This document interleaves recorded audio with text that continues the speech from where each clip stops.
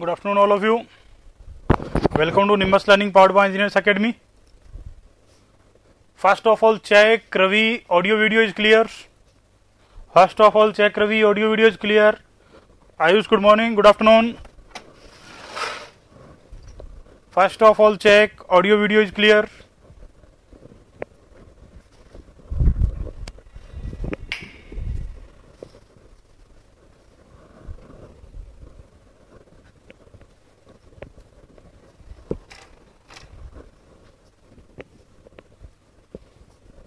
First of all check clear है.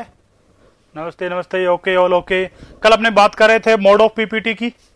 पहला mode of PPT अपने पढ़ा था रेनफॉल. पहला मोड ऑफ पीपीटी अपने कौन सा पढ़ रहे थे? रेनफॉल. आज अपने बात करेंगे पीपीटी के सेकंड मोड की. सेकंड नंबर पे जो पीपीटी का मोड है वो है ड्रीजल. ड्रीजल. जल्दी से लाइव आ जाइए. सेकंड नंबर पे जो अपना पीपीटी का मोड है वो मोड है अपना कौन सा? ड्रीजल.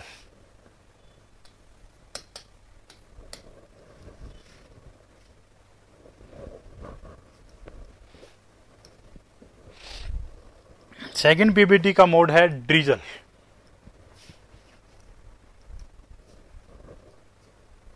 आशीष गुड आफ्टरनून. जल्दी आ जाइए लाइव, जल्दी आ जाइए.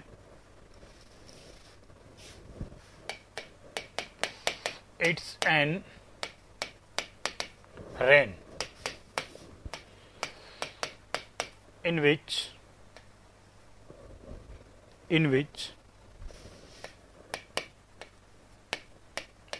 size of water drop.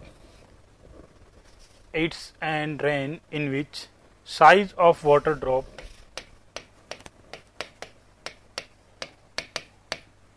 less than 0.5 mm. अगर रेन हो रही है, ये रेन का ही एक तरीके से टाइप है, रेन का ही मॉडिफिकेशन है. ऐसी रेन जिसमें वाटर ड्रॉप की साइज कितनी हो? 0.5 mm से कम हो. रेन में कितनी होती है? 0.5 to 6 mm. 0.5 to 6 mm. And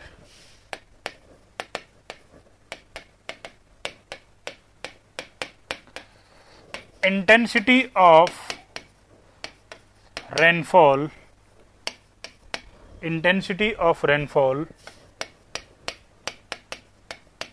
less than 1 mm per hour. बहुत धीरे धीरे बहुत ही कम साइज के ड्रॉप की रेन हो रही है तो उसी रेन को क्या नाम दे देंगे? ड्रीजल. बहुत धीरे धीरे और बहुत ही कम साइज के ड्रॉप की रेन हो रही है तो उस रेन को क्या नाम दे देंगे अपने? ड्रीजल.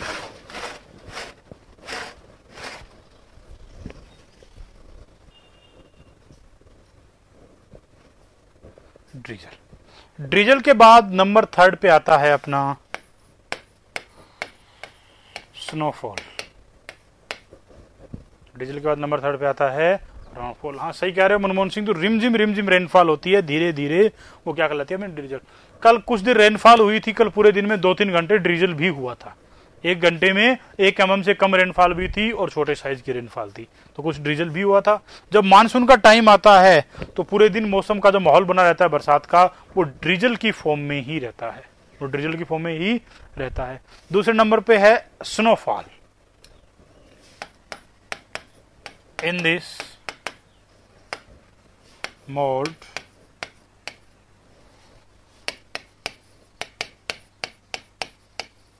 PPT occur in the form of ice crystal.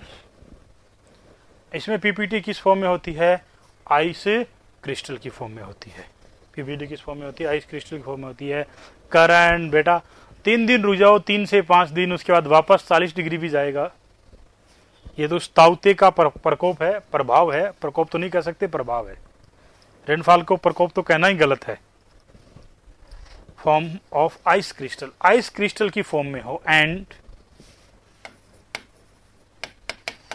its intensity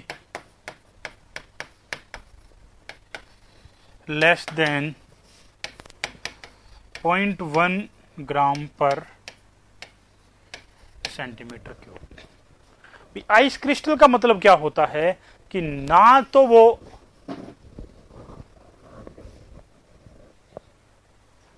ये है तो पीपीटी ना, चाहे कहीं भी हो रहा हो, धरती के किसी भी कोने पे हो रहा हो, नॉर्थ में होती है कि नहीं होती, साउथ में होती है कि नहीं होती, पर है तो पीपीटी ना।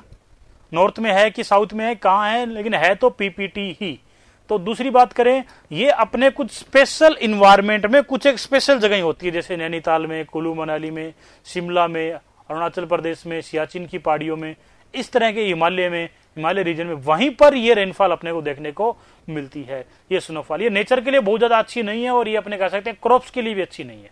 जो अपने प्लांट्स है वो क्रॉप्स के लिए अच्छी नहीं है। जम्मू कश्मीर में होती है काफी जगह पर। इसमें क्या होता है कि जो पीपीटी होनी होती है, ना तो वाटर की फॉर्म में होती, ना वो आइस की फॉर्म में होती। वाटर और आइस के बीच में एक आइस क्रिस्टल की फॉर्म में होती है, जो ग्राउंड पर आते ही वापस उसमें जम जाती है। ये क्या है? पाटनी टॉप। कारण मैं नहीं जानता इस जगह को, पाटनी टॉप को। तो ये था अपना कौन सा किले। तीसरे नंबर पे आता है अपना कौन सा, number 4, glaze. Glaze if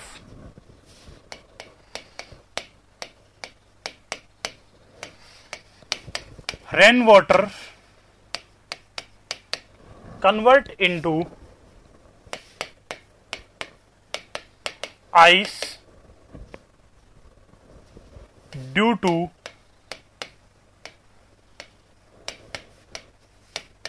low temperature of ground surface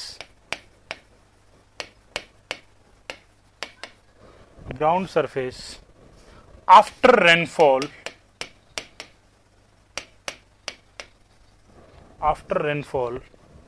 called glaze.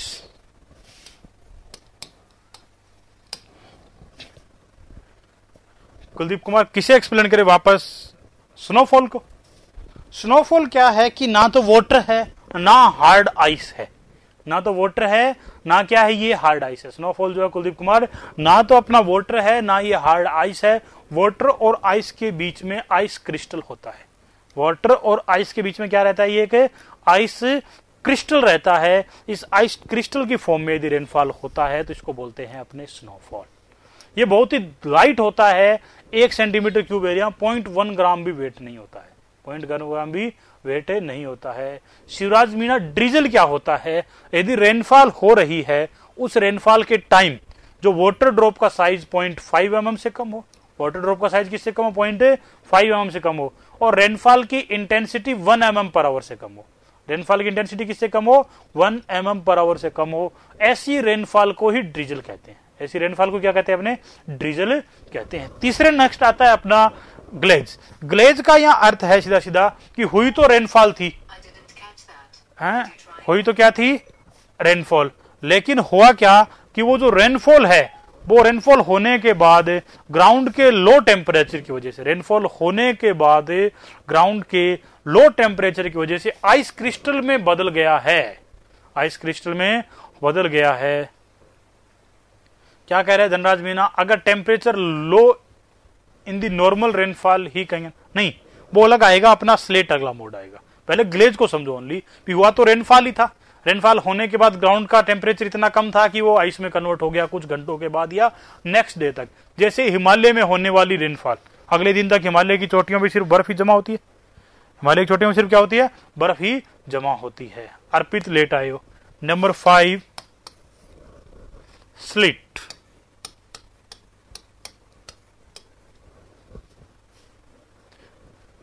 In this mode of PPT,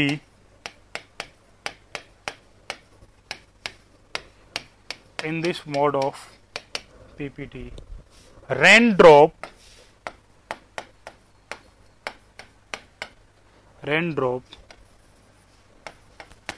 convert into ice.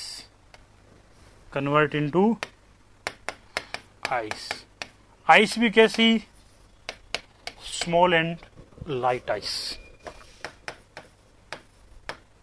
Small and light ice due to low temperature of atmosphere. जब क्लाउड से rain water चला था, जब cloud से rain water left किया या चला, उस टाइम तो वो रेन वाटर वाटर ड्रॉप था, लेकिन ऑन दी वे रास्ते में एटमॉस्फेयर के लो टेम्परेचर से वो आइस में कन्वर्ट हो गया। अब इतने से टाइम में हार्ड आइस तो बन नहीं पाएगी, जो वाटर ड्रॉप का साइज था उसी साइज की स्मॉल आइस बनेगी। जैसे वो ग्राउंड पे गिरेगी, इंपैक्ट की वजह से वापस वाटर में कन्वर्ट हो जाएगी। कई बार अपने देखते हैं ना, बाहर ओलावृष्टि हो रही है, लेकिन जो आइस क्यूब है, जो ओला है, वो क्या हो रहा है, जमीन पे गिरते ही वापस वाटर में कन्वर्ट हो जा रहा है।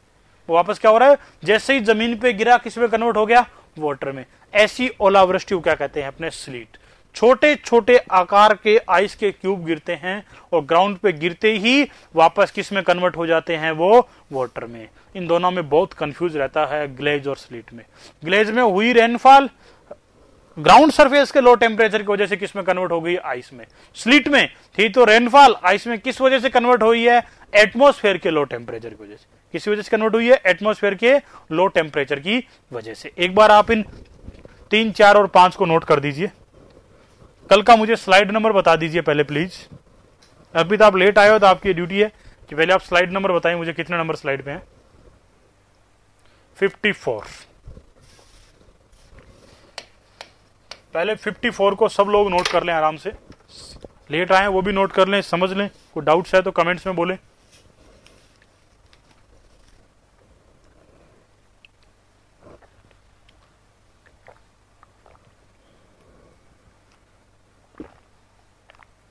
हाँ, श्योर करता है एरिया पे।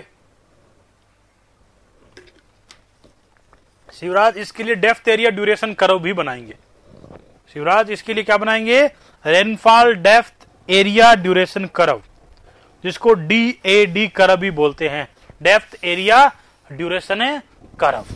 तो ऐसे में रेनफॉल को पूरा पढ़ने के बाद ही डेप्थ के साथ उसको कोरिलेट करेंगे। अगर ओले बीच में बन रहे हैं तो ये कहलाएगा अपने आप में स्लिट। अभी सारे मोड नहीं पड़े, बीच में बन रहे हैं तो क्या कहलाएगा, स्लिट। जमीन पे आने के बाद बना है तो ग्लेज। अगर बने बनाए आते हैं तो हेल। अगर बने बनाए आते हैं तो क्या होंगे, हेल। ऑन दी वे बना है तो स्लिट। ग्राउंड पे पहुंचने के बाद बना है तो ग्लेज। अगर बन के ही आया क्लाउड से तो हेल।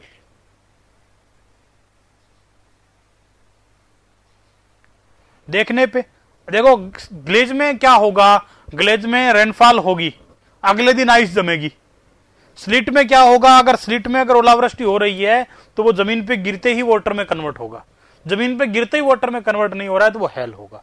साइज का भी डिफरेंस रहेगा मनमोहन। अभी हेल को पढ़ा नहीं है, इसलिए हेल और स्लिट में आप डिफरेंस नहीं कर पा रहे हो। नोट कर दिया क्या ड्रिजल और स्नोफॉल को? पहले तो मैं देखना चाहूंगा, नेक्स्ट स्लाइड की तरफ बढ़ जाए। Done done done, okay. Next है अपनी 55 नंबर स्लाइड। आप इसे भी नोट कर दीजिए, उसके बाद अपने देखेंगे कि हेल क्या होता है। आप इसे भी नोट कर दीजिए।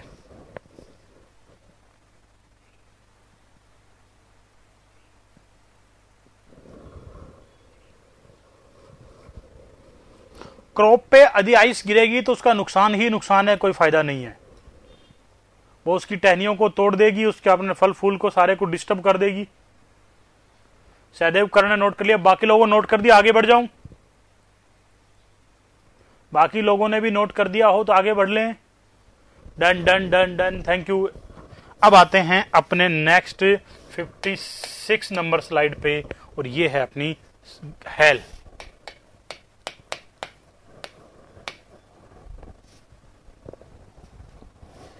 If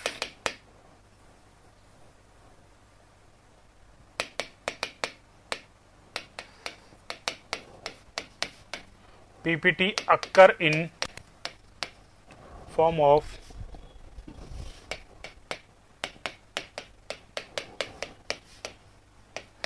ice cube. देखो क्यूब और क्रिस्टल में क्या डिफरेंस है। क्रिस्टल होती है लाइट आइस और क्यूब होती है हार्ड आइस। क्यूब क्या होती है, हार्ड आइस। क्या रिपीट करना है विजय सिंह मीणा? क्लास में टाइम से आया करो, पहली बात। तो दूसरी बात मुझे बताओ क्या रिपीट करना है।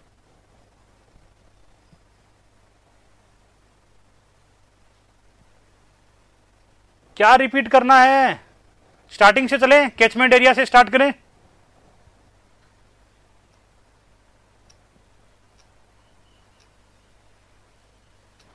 अब देखो सिस्टम में प्रॉब्लम है तो विजय सिंह मीणा है तो क्लास में 3-4 बार आएगी। देखो इस बात का बुरा मत माना। जनरली उस टॉपिक को आप, ये कोरिलेटिंग टॉपिक नहीं है, उस टॉपिक को आप बाद में देख लेना। वीडियो आपके पास 24 आवर्स रहेगा। एक दूसरे मोड का दूसरे से कोई लेने देना नहीं है। If PPT occur in form of ice cube, किस में हो रही है पीपीटी? अपने आइस क्यूब की फॉर्म में हो रही है। एंड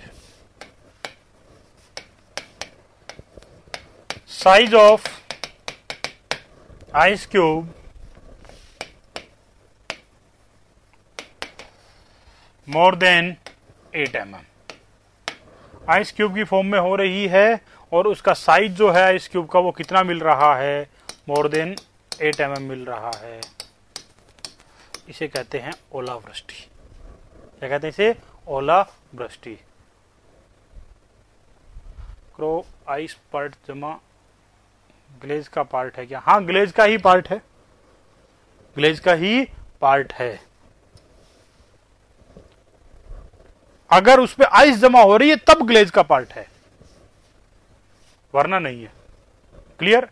अब अपने देखते हैं 3 तरह के अपने स्टैंडर्ड पढ़ते हैं। कौन कौन सा स्टैंडर्ड कितने mm से बड़े होने पे हेल मानता है? सबसे पहले अपने पढ़ते हैं Indian standard.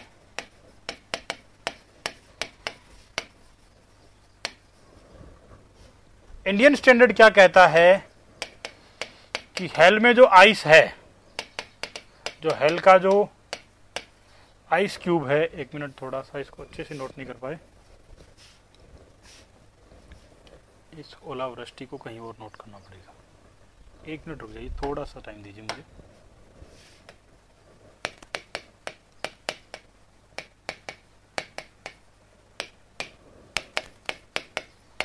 Node first point, सबसे पहले पढ़ते हैं अपने इंडियन स्टैंडर्ड। इंडियन स्टैंडर्ड कहता है कि जो हेल आइस क्यूब बना है उसका साइज 8 mm से बड़ा होना चाहिए, तभी उसे हेल आइस क्यूब कहेंगे। दूसरे नंबर पे अपने पढ़ते हैं number 2 IMD, Indian meteorological department, IMD, मौसम विभाग।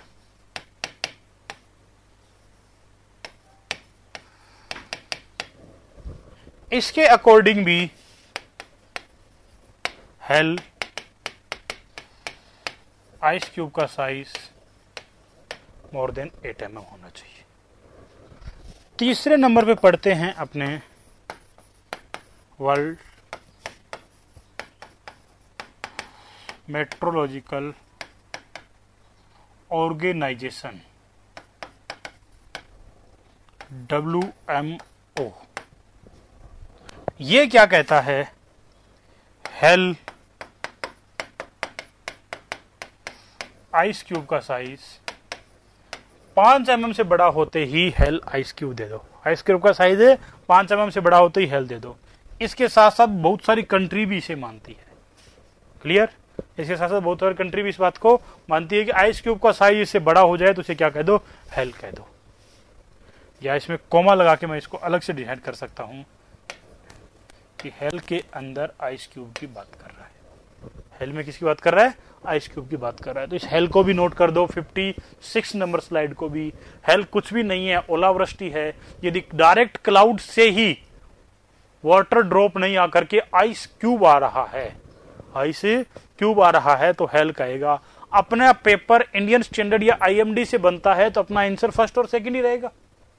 कुछ भी डिपार्टमेंट नहीं गिवन है तो अपने को इंडियन स्टैंडर्ड से रिप्लाई करना है, और इंडियन स्टैंडर्ड का रिप्लाई यही है IMD, इंडियन है मेट्रोलॉजिकल डिपार्टमेंट। ओहो, ऑर्गेनाइजेशन की स्पेलिंग मिस्टेक बहुत जल्दी पकड़ लेते हो रे। फ्लो में मैं कई बार नोट कर देता हूं, कोई बात नहीं।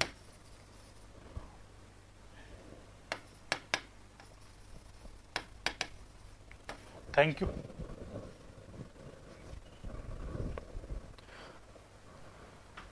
Indian meteorological department, world meteorological organisation.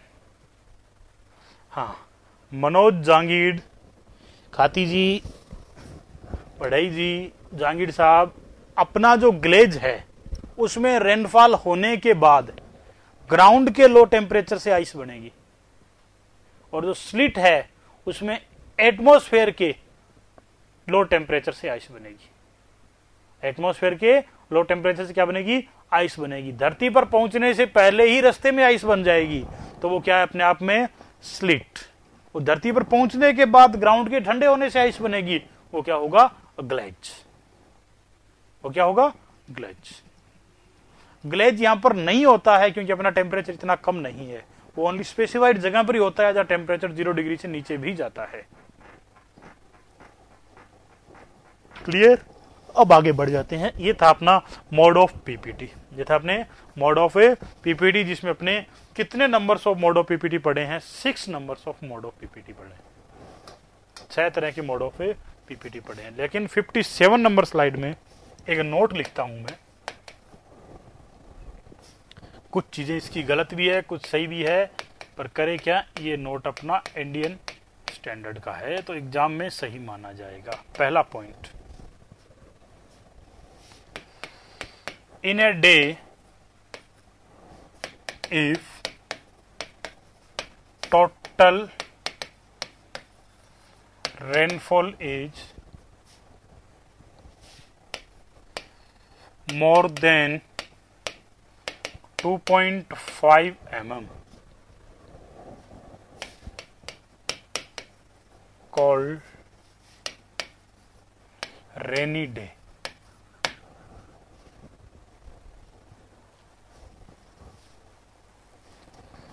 बात करेंगे चंदर, बढ़ते जा रहे हैं ना, मेजरमेंट अभी पढ़ा ही नहीं है तो कहां से पता चलेगा।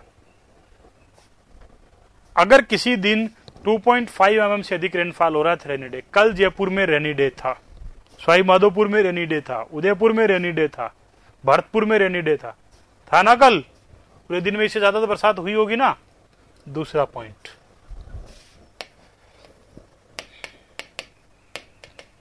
इन इंडिया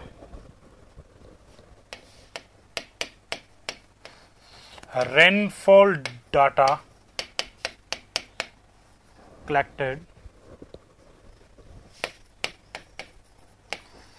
every day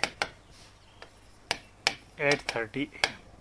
अपने पास जो भी डाटा कलेक्ट है वो 8:30 बजे तक का न्यूज में रहता है। कल आप न्यूज पढ़ रहे थे कल कितनी बरसात हुई, तो वो आज सुबह 8:30 तक की बरसात है। 8:30 से 8:30 तक चलती है, 8:30 to 8:30।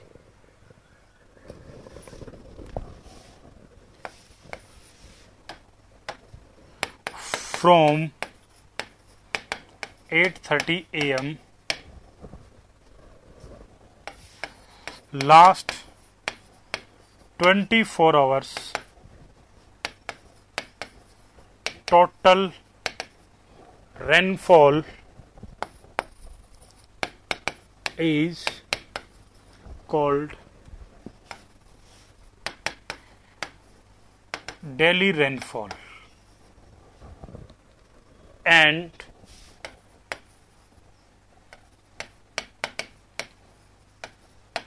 (30 days) average of daily rainfall is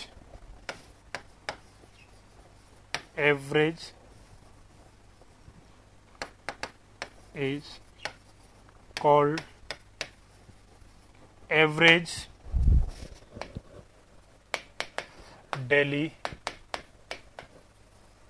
rainfall. Line को समझो इसको भी, आज 8:30 बजे से लेकर के, कोई भी 8:30 बजे से लेकर के उससे पहले लास्ट जो, कुलदीप कुमार 3 नंबर स्लाइड का अब क्या काम है भाई? 3 नंबर स्लाइड का अब क्या काम है, क्या रह गया बताइए मुझे? कुलदीप नंबर स्लाइड नंबर 3 का अब क्या रोल रह गया है? स्क्रीनशॉट 15 होने पे मैं एक साथ दिलवा दूंगा, सारे नोट करने वाले नोट करते रहो साथ साथ।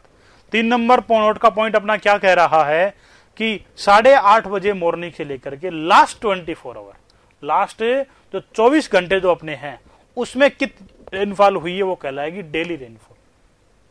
और 30 दिन के डेली रेनफॉल का जो एवरेज है वो कहलाएगा एवरेज डेली रेनफॉल। क्या कहलाएगा? Average daily rainfall. Clear? Number 4,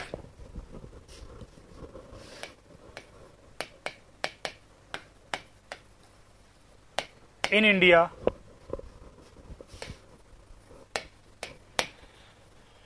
water year start at 1 जून। दूसरे शब्दों में कहूं तो कब तक चलेगा? 1 जून टू 31 मई। 1 तारीख को एक न्यू ईयर आने वाला है जिसे वाटर ईयर के नाम से जानेंगे। किस लिए? क्योंकि इंडिया में जो पहला अपना जो मानसून आता है केरल के तट पे टकराता है वो 1 जून को ही आता है। एवरेज टाइम, कभी उससे 5-7 दिन जल्दी, कभी उससे 5-7 दिन लेट, कभी उससे 5-7 दिन जल्दी, कभी उससे 5-7 दिन लेट। अरे कुछ नहीं है, 24 घंटे में कितनी रेनफॉल हुई वो डेली रेनफॉल है। वो 24 घंटे कब से काउंट कर रहे हैं? 8:30 से 8:30। कितने बजे से कितने बजे के 24 घंटे होंगे? 8:30 से 8:30, 8:30 से 8:30। और उन 24 घंटे में कितनी रेनफॉल हुई वो डेली रेनफॉल होगी। धनराज, धीरज, संजू, धीरज, वो क्या होगी? अपनी डेली रेनफॉल होगी। और उस 30 दिन की डेली रेनफॉल का एवरेज होगा एवरेज डेली रेनफॉल। उस 30 दिन वाले का जो एवरेज होगा वो क्या कहलाएगा? अपना एवरेज डेली रेनफॉल। सेकंड पे आते हैं। In India water year start, India का जो वाटर ईयर स्टार्ट होता है वो क्या कहलाएगा? अरे ये लो 3 नंबर स्लाइड को मैं आधे घंटे रुक जाता हूं यहीं पे। कुलदीप कुमार जब नोट हो जाए जब बता देना एकदम clearly.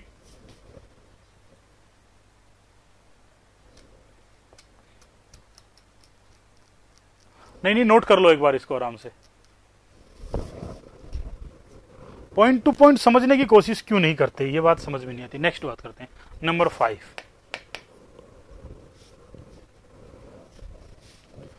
Total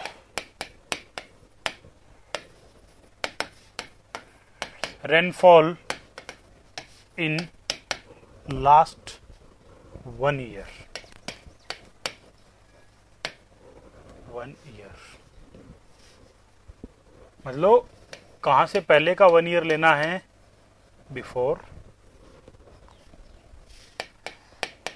1 June.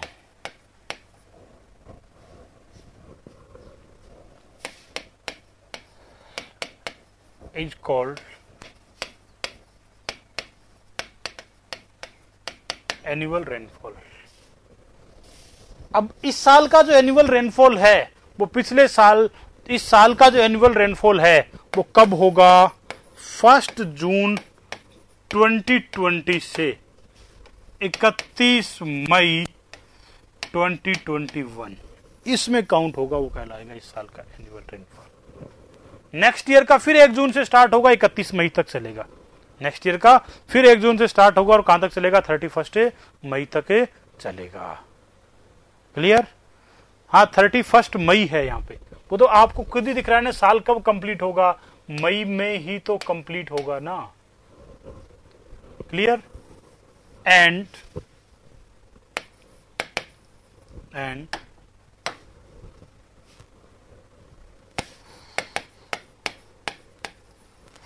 Average value of last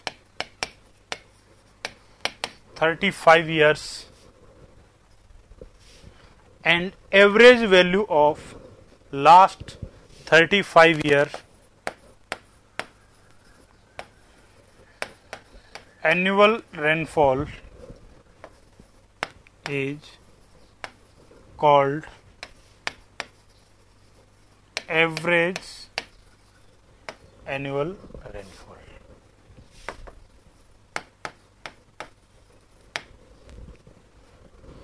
भी 1 जून से 31 मई तक कितना हुआ वो तो एनुअल हो ही गया। 1 जून से 31 मई तक कितना हुआ वो तो क्या हो गया? अपना एनुअल हो ही गया। लेकिन परंतु इसके 35 सालों का एवरेज उठा लें तो उसे कहेंगे एवरेज एनुअल रेनफॉल।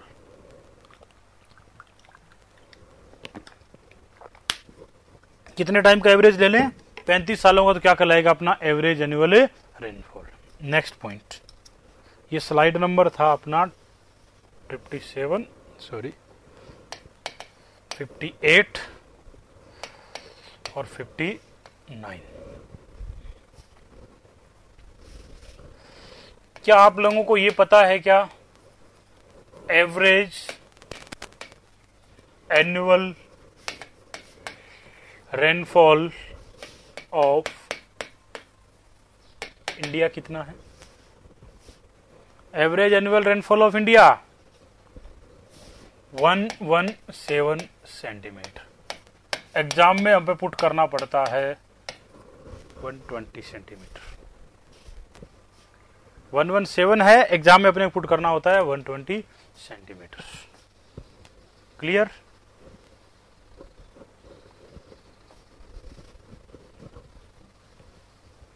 दूसरे नंबर पे बात करते हैं। Average annual rainfall of Rajasthan 58 centimetre. Rajasthan का कितना है? 58 सेंटीमीटर। सर लास्ट स्लाइड समझ में नहीं आया, था ही नहीं कुछ समझने वाला, क्यों आएगा समझ में? 1 जून से 31 मई तक 1 साल का एनुअल रेनफॉल, 35 साल का एवरेज ले लेंगे तो एवरेज एनुअल रेनफॉल। 35 साल का एवरेज ले लेंगे तो क्या हो जाएगा? Average annual rainfall. ये अपना स्टैंडर्ड है, इसलिए 35 का लेते हैं ऋषिकेश। ये अपना एक Indian standard, Indian meteorological department इसी को बेस मान के सारी वैल्यूज, सारे फॉर्मूले, सारी कैलकुलेशन करता है। पूरे इंडिया में एक समान वैल्यू इसी की लेते हैं। क्लियर? और 35 ईयर इतना ज्यादा इसलिए लेते हैं ताकि एरर कम हो जाए। एरर क्या हो जाए? कम हो जाए।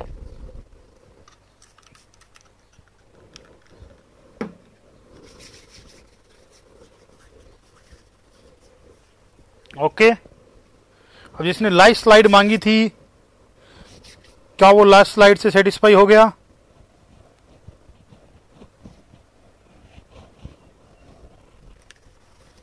ऋषिकेश आगे बढ़ जाते हैं। नोट का पॉइंट नंबर 6। नोट का पॉइंट नंबर 6। पॉइंट नंबर 6 है वेटनेस इंडेक्स क्या होता है? वेटनेस index WI।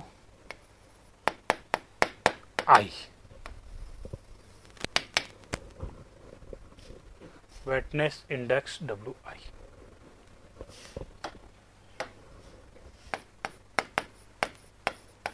Annual rainfall,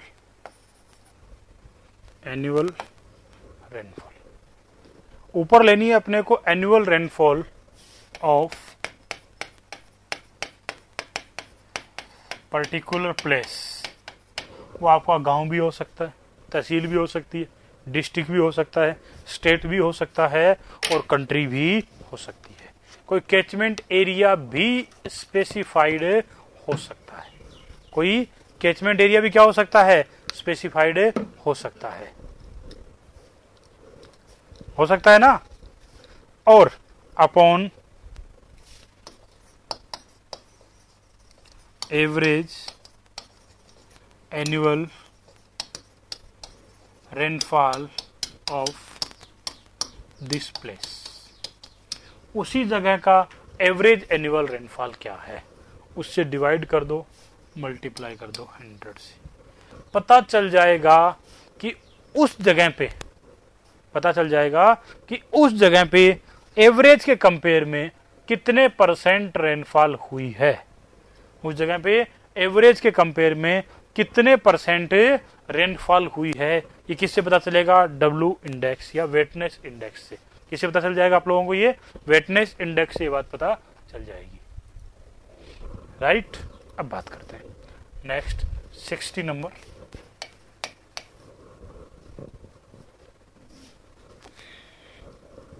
sixty number पे बात करें अपने, तो क्या मुझे वेटनेस इंडेक्स मिल गया है तो क्या मैं डेफिशिएंसी इन रेनफॉल को कैलकुलेट कर सकता हूं क्या? यदि मुझे वेटनेस इंडेक्स मिल गया है तो मैं डेफिशिएंसी इन रेनफॉल कैलकुलेट कर सकता हूं क्या? 100% माइनस वेटनेस इंडेक्स। जितनी होनी थी वो तो वेटनेस इंडेक्स ने बता दी, 100 में से जितनी कम रह गई वो क्या है? डेफिशिएंसी है। 100 में जितनी कम रहेगी उतनी क्या है? डेफिशिएंसी है। हाँ, अगर मुझे पता नहीं मेरी तहसील की वैल्यू क्या है या फिर कहीं स्टैंडर्ड में है नहीं, तो उससे बड़े लेवल पे जाके डिस्ट्रिक्ट वाला एवरेज एनुअल पुट कर देंगे। डिस्ट्रिक्ट वाला एवरेज एनुअल क्या कर देंगे? पुट कर देंगे। यदि मुझे डिस्ट्रिक्ट का भी नहीं पता है तो स्टेट का पुट कर देंगे। जनरली स्टेट और सेंटर से ही बनते हैं एग्जाम, तो जनरल एग्जाम तो स्टेट और सेंटर से बनते। अब बात करूं मैं इसमें वैल्यू होनी कितनी चाहिए? सीरीज नंबर, वेटनेस इंडेक्स और ईयर। नंबर फर्स्ट, यदि 100% वेटनेस इंडेक्स है तो उसे कहेंगे नॉर्मल ईयर। 100% वेटनेस इंडेक्स है तो उसे क्या कहेंगे अपने?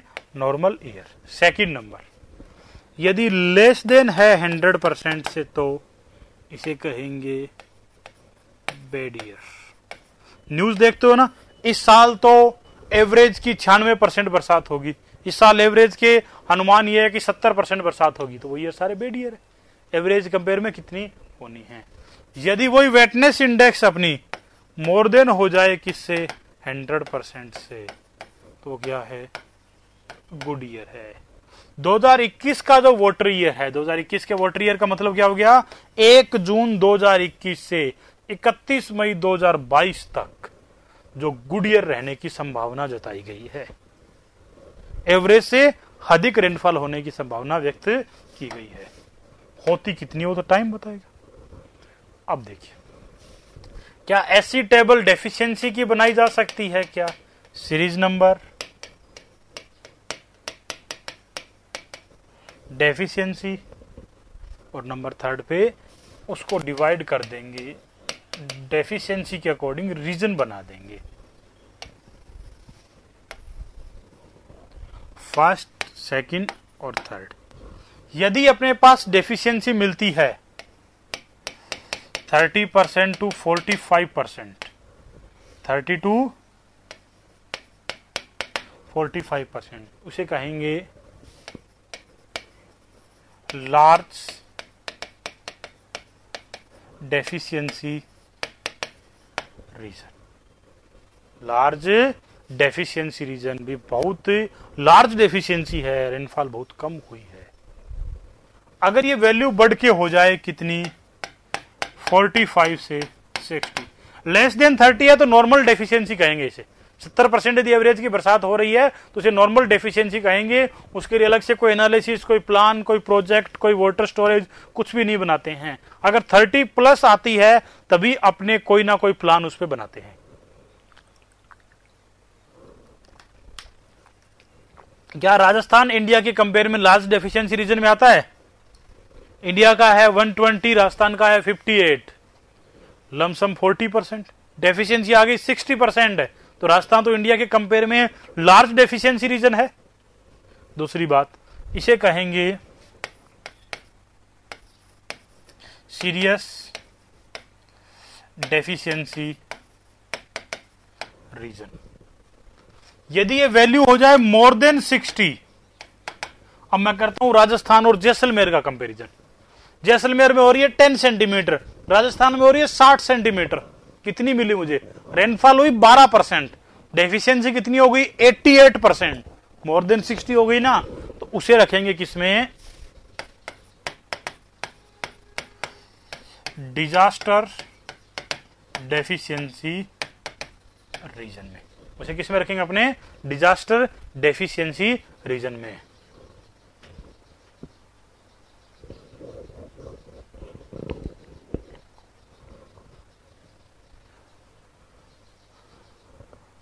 ब्रिजवाल स्वाईजी, किसी का लेग नहीं हो रहा है।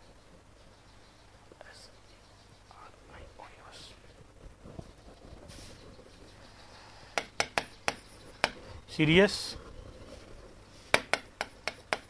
Deficiency region, serious deficiency region. Second में लिखा है सीरियस डेफिशिएंसी रीजन, फर्स्ट में लिखा है लार्ज डेफिशिएंसी रीजन, और थर्ड में लिखा है डिजास्टर डेफिशिएंसी रीजन। थर्ड में क्या लिखा है? Disaster deficiency region. Thank you Karan. अब अपने बात करते हैं इस पे अपने एसएससी के न्यूमेरिकल कैसे बनते हैं, क्वेश्चंस कैसे बनते हैं, छोटे छोटे ऑब्जेक्टिव कहां से और कैसे बनते हैं।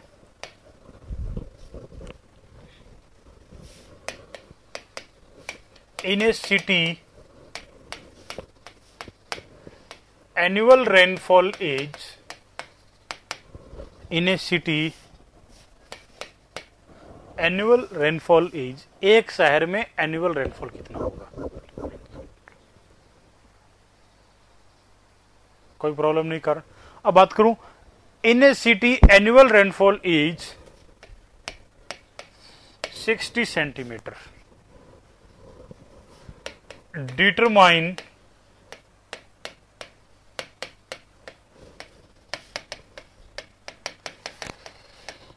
deficiency and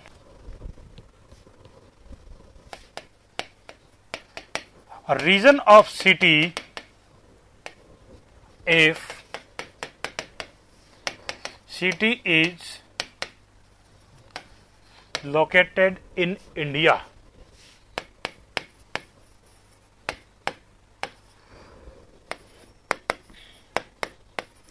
यदि एक इंडिया में लोकेट करने वाली सिटी का एनुअल रेनफॉल मिल रहा है 60 सेंटीमीटर, तो उसमें कितनी डेफिशिएंसी होगी?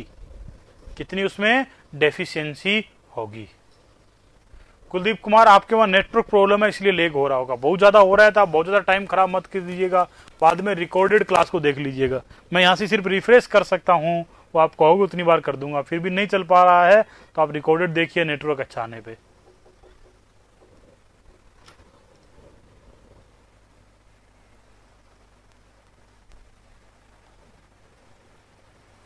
Okay, all okay. बाकी सब में ओके है, यहां से कोई प्रॉब्लम नहीं है स्टूडियो से। अब इसका करते हैं सॉल्यूशन। सबसे पहला काम है यहां पर अपने को वेटनेस इंडेक्स को कैलकुलेट करना। वेटनेस इंडेक्स को कैलकुलेट करना, तो वेटनेस इंडेक्स को कैलकुलेट करेंगे तो 60/120 मल्टीपल 100। 60% किसी सिटी की हुई है और वो सिटी जहां लोकेट कर रही है वहां का एवरेज एनुअल कितना है? 120। तो अपने पास रेनफॉल हुई है 50%। यदि कि 50% रेनफॉल होती है तो डेफिनेट बेडियर ही है। वो डेफिनेट क्या है? बेडियर ही है। क्लियर? और दूसरे नंबर पे अपने को देखनी है इसकी डेफिशिएंसी। डेफिशिएंसी क्या होगी? 100 माइनस वेटनेस इंडेक्स। तो 100% माइनस 50% इज इक्वल टू 50%। ये किस में आएगा? सीरियस डेफिशिएंसी रीजन में। ऑब्जेक्टिव में इनमें से कुछ भी एक पूछ सकता है। Option good year, bed year भी दे सकता है, सीरियस, लार्ज और डिजास्टर भी दे सकता है, परसेंटेज में वैल्यू भी दे सकता है। सीधे सीधे परसेंटेज में क्या देख सकता है? वैल्यू भी दे सकता है। ये थी स्लाइड नंबर अपनी 61। ये था अपना एक छोटा सा 500 रुपए का नोट जो आपने नोट कर लिया। क्लियर? अब बारी है अपने यहां तक के स्लाइड्स के स्क्रीनशॉट को कवर करने की। Done done done. अब बारी अपने यहां तक के स्लाइड्स के स्क्रीनशॉट को कवर करने की। फर्स्ट नंबर आज 54 से स्टार्ट कर रहे हैं अपने। 54 नंबर क्वेश्चन जिनके समझ में नहीं आया वो रिपीट लिख के कमेंट कर दो। रिपीट के साथ कमेंट कर दो वो।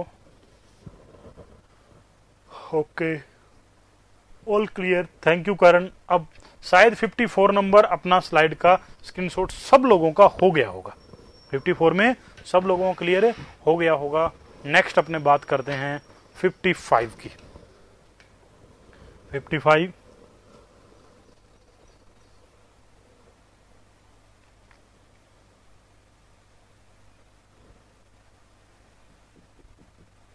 डेफिशिएंसी क्या होता है? डेफिशिएंसी का मतलब होता है शिवराज बेटा की कमी।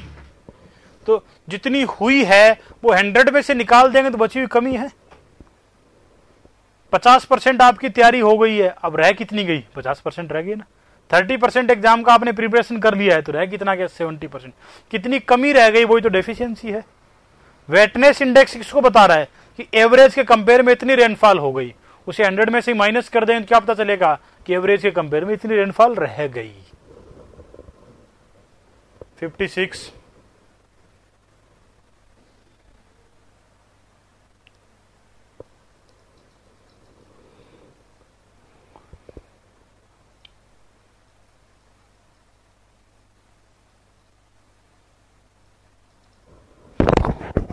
रीजन अभी बता देंगे मनीष, उस पॉइंट पे जाते ही मैं वापस डिस्कस कर दूंगा। आगे बढ़ जाएं। 57,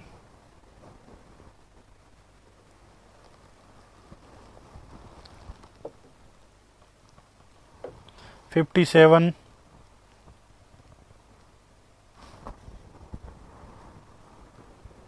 58,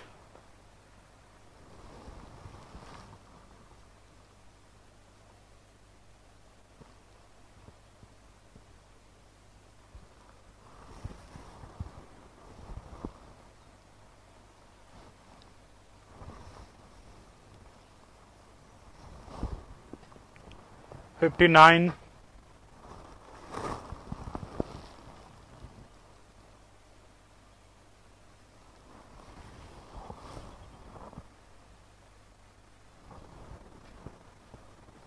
60,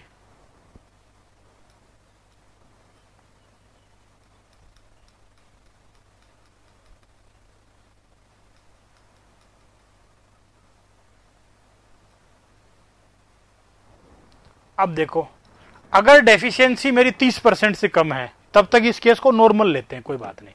70% बरसात हो गई है तो कोई प्रॉब्लम। राजस्थान का एवरेज मान लीजिए 60 है, अब 45 से ऊपर जहां हो गई है वहां क्या टेंशन है, उसको लफ्ज़ हमने अच्छी बारिश ही मानेंगे। इंडिया का एवरेज 120 है, जहां 90 सेंटीमीटर से ऊपर बरसात हो रही है वो एक अच्छी बरसात ही मानी जाती है। जब उससे कम होती है तब डेफिशिएंसी के रीजन डिवाइड करते हैं। उस रीजन के अकॉर्डिंग सेंट्रल गवर्नमेंट अपने बजट को भी डिसाइड करती है कि वहां पानी की कमी दूर करने के लिए कौन कौन से उपाय किए जाएंगे, कौन कौन से उपाय किए जाएंगे। तो उसमें सबसे पहले 30 से 45% को रखते हैं लार्ज डेफिशिएंसी रीजन। भी बहुत बड़ी डेफिशिएंसी है यहाँ पर 45%, आधी रेनफॉल ही हो रही है, आधी कमी रह रही है, लमसम 1/4 से आधी तक कमी रह रही है। दूसरा सीरियस डेफिशिएंसी रीजन, यदि 45 से 60 पहुंच गया तो वहां कंडीशन सीरियस है, कंडीशन है सीरियस है। वहां अपने को वाटर के लिए कोई हाइड्रोलिक स्ट्रक्चर टाइप या कैनाल वगैरह बना करके बाहर का वाटर वहां ले जाने की जरूरत हो है। अगर 60 क्रॉस कर जाए तो उसे समझा जाएगा डिजास्टर। डिजास्टर में समस्या उत्पन्न हो जाती है ड्रिंकिंग वाटर की भी। डिजास्टर में क्या उत्पन्न हो जाती है अपने लिए? ड्रिंकिंग वाटर की समस्या भी क्या हो जाती है? उत्पन्न हो जाती है।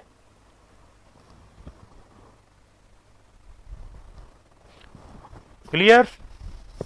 Done done done. 60 के बाद अपने बढ़ते हैं 61 की तरफ। 60 के बाद अपने बढ़ते हैं किसकी तरफ? 61 की तरफ। 61 में अपने पढ़ेंगे नेक्स्ट पार्ट इसका, सॉल्यूशन डिस्कनेक्ट हो गया था। तो ये लीजिए जी सॉल्यूशन, ये रहा आपके सामने, झट से स्क्रीनशॉट ले लीजिए। या फिर डिजास्टर आ गया है तो उसके बाद ये 60 था, ये 61 था, इसको स्क्रीनशॉट ले लीजिए। क्वेश्चन की लास्ट लाइन क्या है? सिटी इज लोकेटेड,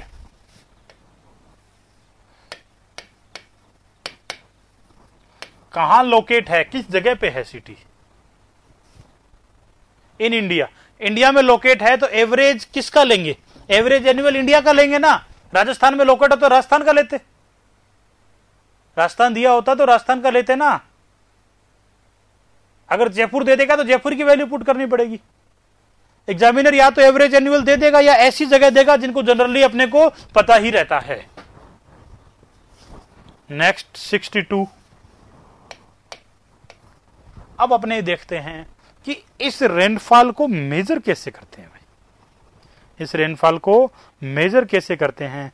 मापते कैसे हैं, क्या सिस्टम है रेनफॉल को मेजर करने का, क्या प्रोसेस है, क्या सिस्टम है रेनफॉल के मेजरमेंट का।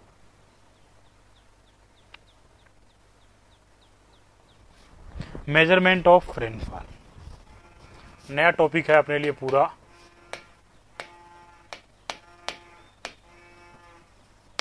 Measurement of rainfall.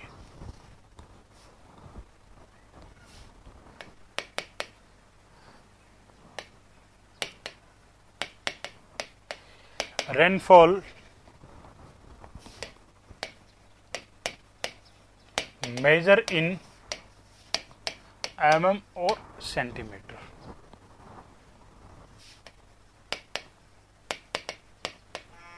Rainfall intensity measure in mm per hour और सेंटीमीटर पर आवर। तीसरा point, rainfall measured by rain gauge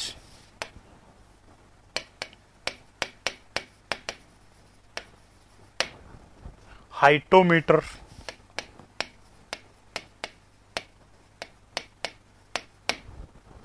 प्लूवियोमीटर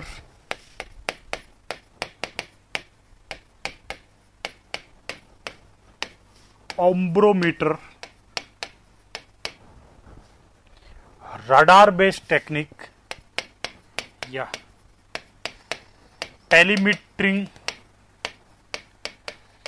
system and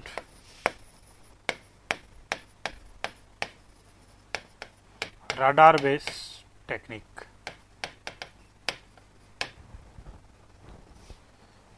radar based technique, इतने तरीके हैं अपने पास इस रेनफॉल को मापने के। कौन सा अपनाएं, ये तो है अपना पूरा सिलेबस। यहां तो वेरी करता है पूरा का पूरा एग्जाम और सिलेबस, और ये है सबसे आधुनिक सबसे लेटेस्ट।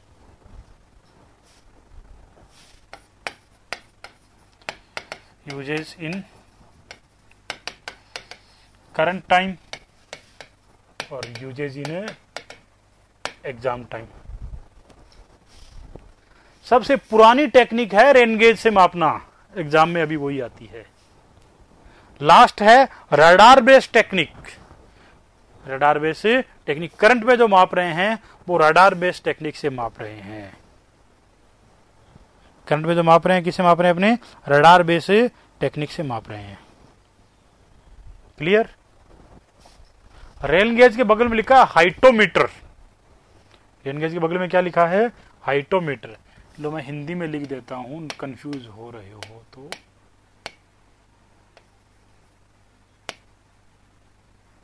एक मिनट रुक जाओ, हिंदी भी तो कंफ्यूज कर रही है।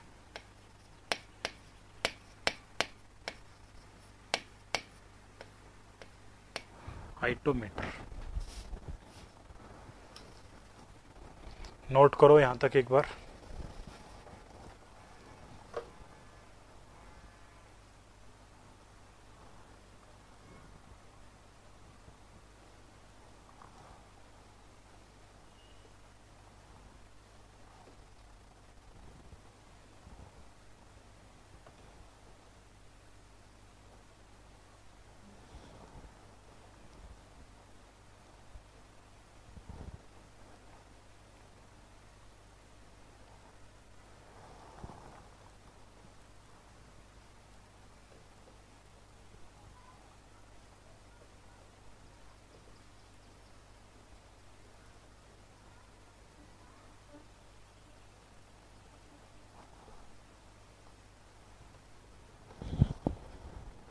ओके देखो, अपने एग्जाम में अपने को पढ़ना है पूरा का पूरा रेन गेज, और करंट में यूज कर रहे हैं अपने कौन सा, रडार बेस्ड टेक्निक। उससे जस्ट पहले टेलीमीटरिंग करते थे, उससे पहले ओम्ब्रो, उससे पहले प्लोवियो, उससे पहले हाइटो, और सबसे पहले rain gauge. Next, where rain gauge is installed non rain gauge station. जहां आपने रेन गेज लगा रखा है उस जगह को नाम देंगे रेन गेज स्टेशन। जहां भी रेन गेज को लगाया है उसे क्या नाम देंगे अपने? Rain gauge station. जिस जगह भी रेन गेज को लगाया है उसे नाम देंगे रेन गेज स्टेशन। नेक्स्ट, अब अपना एक इंपॉर्टेंट पार्ट स्टार्ट हो जाता है 63 नंबर से। Site selection for rain gauge station. Site selection for rain gauge station. Site selection for rain gauge station. Previous slide note कर रहे हैं वो एक बार देखते जाइए, कोई डाउट नहीं है, देखते जाइए प्रीवियस स्लाइड वाले।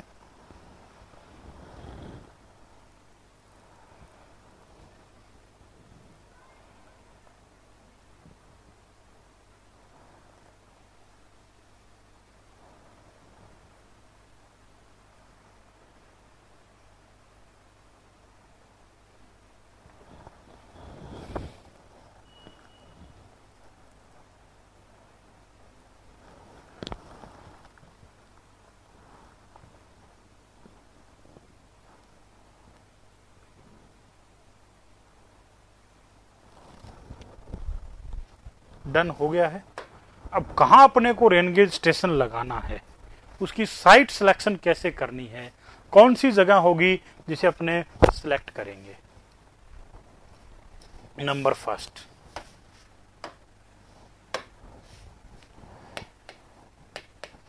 Rain gauge must be installed at the mid of catchment. हमेशा ही कहां सेलेक्ट करना है उसे? मिड में सेलेक्ट करना है। एक रेन गेज लगाना है तो बिल्कुल मिड में, दो रेन गेज लगाने हैं तो दो भागों में डिवाइड करके दोनों के मिड में, चार रेन गेज लगाने हैं तो चारों के मिड में। यदि मान लीजिए मेरे पास ये कैचमेंट एरिया है, ये वाला, एक ही रेन गेज लगाना है तो वो रहा, ये रहा। यदि मुझे दो रेन गेज लगाने हैं तो यहां से इसे डिवाइड करूंगा, एक इधर एक इधर, एक रेन गेज इधर और एक रेन गेज इधर मिड में। यदि मुझे इसमें चार रेन गेज स्टेशन लगाने हैं तो इस पॉइंट से इसे फिर डिवाइड करूंगा, एक यहां एक यहां एक यहां एक यहां। इस तरह अपने डिवाइडेशन करके रेन गेज को लगाते हैं। सारे रेन गेज एक दूसरे से लमसम इक्वल डिस्टेंस पे होने चाहिए। Point number second, rain gaze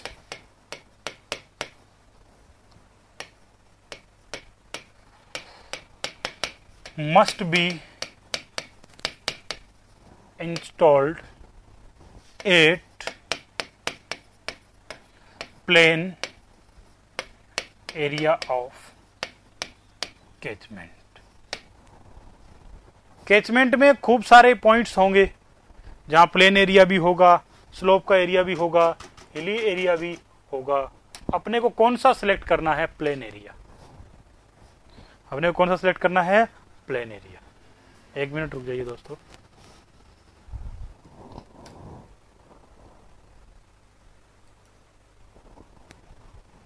all okay.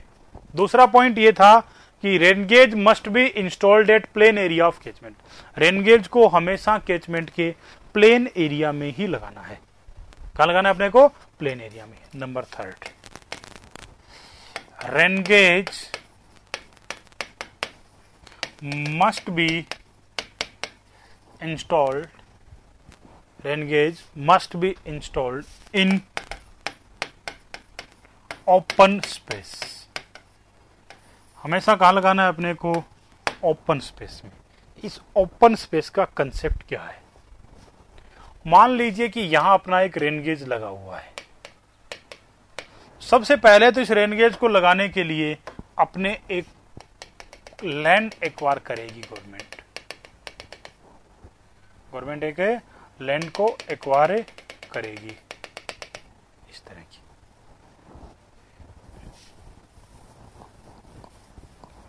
Government सबसे पहले एक लैंड को एक्वायर करेगी, उसके मिड में लगाएगी कैचमेंट को, सॉरी रेन गेज को। इसका साइज रहेगा 5.5 बाय 5.5 मीटर। अब इसके चारों ओर सरकमफ्रेंस ओपन रहना चाहिए। चारों ओर का सरकमफ्रेंस क्या रहना चाहिए? ओपन रहना चाहिए। एक साइड की बात नहीं है, चारों ओर का सरकमफ्रेंस क्या रहना चाहिए? ओपन रहना चाहिए।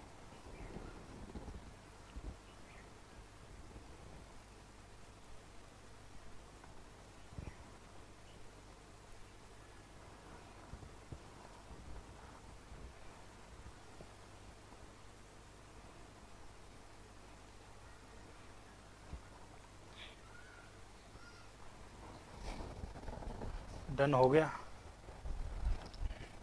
अब इससे कितनी दूरी तक कोई दूसरा ऑब्जेक्ट नहीं होना चाहिए? इससे x मीटर की डिस्टेंस तक कोई दूसरा ऑब्जेक्ट नहीं होना चाहिए।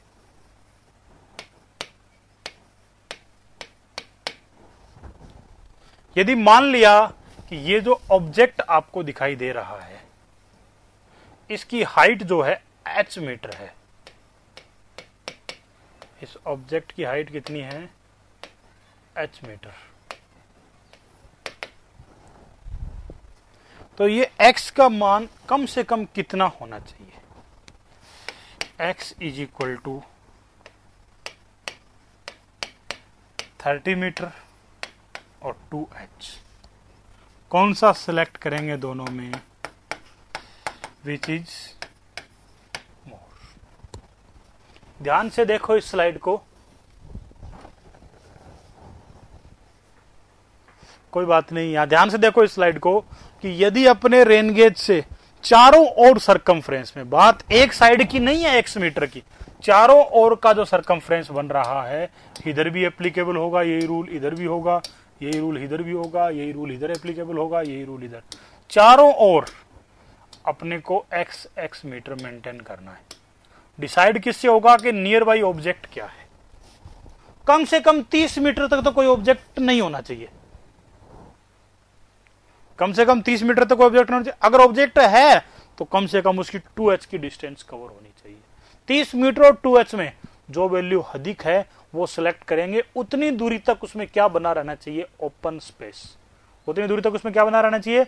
Open space. इसी तरह इसको अपने नाम देते हैं साइट सिलेक्शन ऑफ कैचमेंट। क्या है ये? Site selection of A catchment. Slide number थी अपने लिए ये 64। नेक्स्ट है 65। ये था site selection of A catchment. अब अपने नेक्स्ट देख रहे हैं साइट सिलेक्शन ऑफ कैचमेंट के बाद network of rain gauge.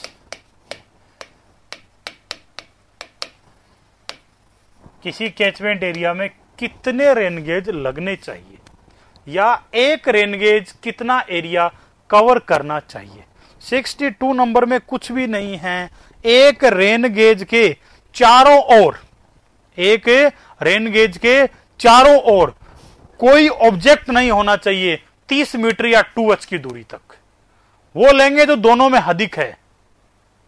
30 metre अधिक है तो 30 मीटर तक कुछ नहीं होना चाहिए, 2h अधिक है तो 2h तक कुछ नहीं होना चाहिए। क्लियर? 30 मीटर अधिक है तो 30 मीटर तक कुछ नहीं होना चाहिए। 2h है, h क्या है यहां पर? Height of object. ये जो ऑब्जेक्ट आपने डिसाइड किया है नियर बाई कुछ भी है, उसकी हाइट ही तो h है ना, ये रही उसकी हाइट ही तो क्या है? h। h is equal to height of object metre में। ये लीजिए जी। क्लियर? 11 नंबर स्लाइड में रिपीट करने वाला कुछ है ही नहीं दोस्त। पहली बात तो ये लिखी है कि रेन गेज जो है मिड में लगना चाहिए भाई। अब एक लगता है तो एक मिड, दो लगने थे दो भागों में बांट के मिड, 4 लगने 4 भागों में डिवाइड करके मिड कर देंगे। 4 भागों में डिवाइड करके क्या कर देंगे? मिड कर देंगे। दूसरा लिखा है कि हमेशा प्लेन एरिया में लगना चाहिए। कहां लगना चाहिए? प्लेन एरिया में। तीसरा लिखा है कि ओपन स्पेस में लगना चाहिए। अब ओपन स्पेस का स्टैंडर्ड क्या है वो स्लाइड नंबर 64 में समझा आपने। क्लियर? नंबरिंग इसलिए कर रहा हूं कि नोट करने में ज्यादा टाइम अभी खराब मत करो, स्क्रीनशॉट लेते रहो, फिर अपने अच्छे से नोट्स बना लो। साथ में 2 बार नोट होंगे, समझ में आएगा और चीजें रिवाइज होगी, और साथ साथ में आपके ये भी हो जाएगा, डाउट्स भी क्लियर हो जाएंगे। All done. नेक्स्ट अपना पॉइंट है कि नेटवर्क ऑफ रेन गेज। एक रेन गेज कितना एरिया कवर करना चाहिए? एक रेन गेज कितना एरिया कवर करना चाहिए? पहली बात तो एक स्टेटमेंट लिखता हूं मैं। In India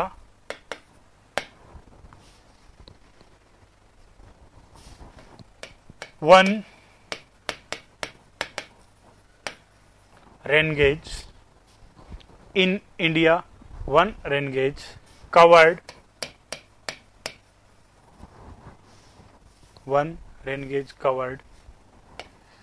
600 kilometre square area. इसको ऐसे भी लिख सकता हूं ना, 600 किलोमीटर स्क्वायर पर स्टेशन। एक स्टेशन इंडिया में कितना कर रहा है? 600 किलोमीटर स्क्वायर एरिया कवर कर रहा है। 600 किलोमीटर स्क्वायर एरिया में एक रेन गेज स्टेशन लगा हुआ है। यहीं से अपने समझते हैं कि रेन गेज डेंसिटी क्या होती है। सीधा सीधा एक शब्द में कह सकता हूं, numbers of rain gauge in 1000 kilometre square area. 1000 kilometre square area में, यार ये बीच बीच में ये क्या प्रॉब्लम, क्या लास्ट स्लाइड वो कम से कम 15 मिनट रखा है। पूरी क्लास का फ्लो ही टूट जाता है। जिस टाइम ये स्लाइड चल रही होती है उस टाइम तो कुछ और बात चल रही होगी आपकी। एक मिनट, विजय सिंह मीणा जल्दी से देखिए एक बार इसको। स्क्रीनशॉट में मत उलझिए, मैं कह रहा हूं समझ लीजिए। स्क्रीनशॉट का बाद में टाइम दे दूंगा, कंटिन्यूअस 5-5 सेकंड में स्क्रीनशॉट आ जाते हैं। स्क्रीनशॉट का बाद में टाइम मिल जाएगा आराम से, कोई प्रॉब्लम नहीं है।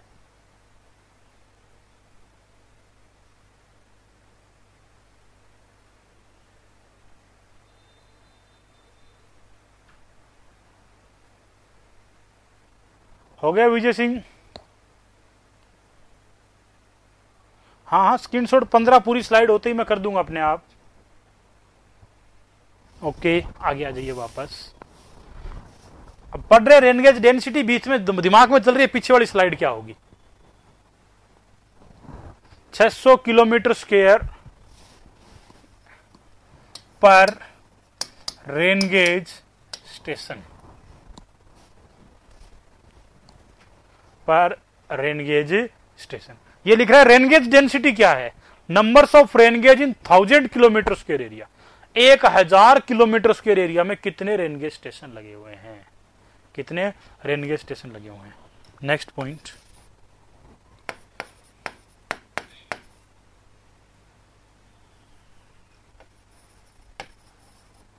रेन गेज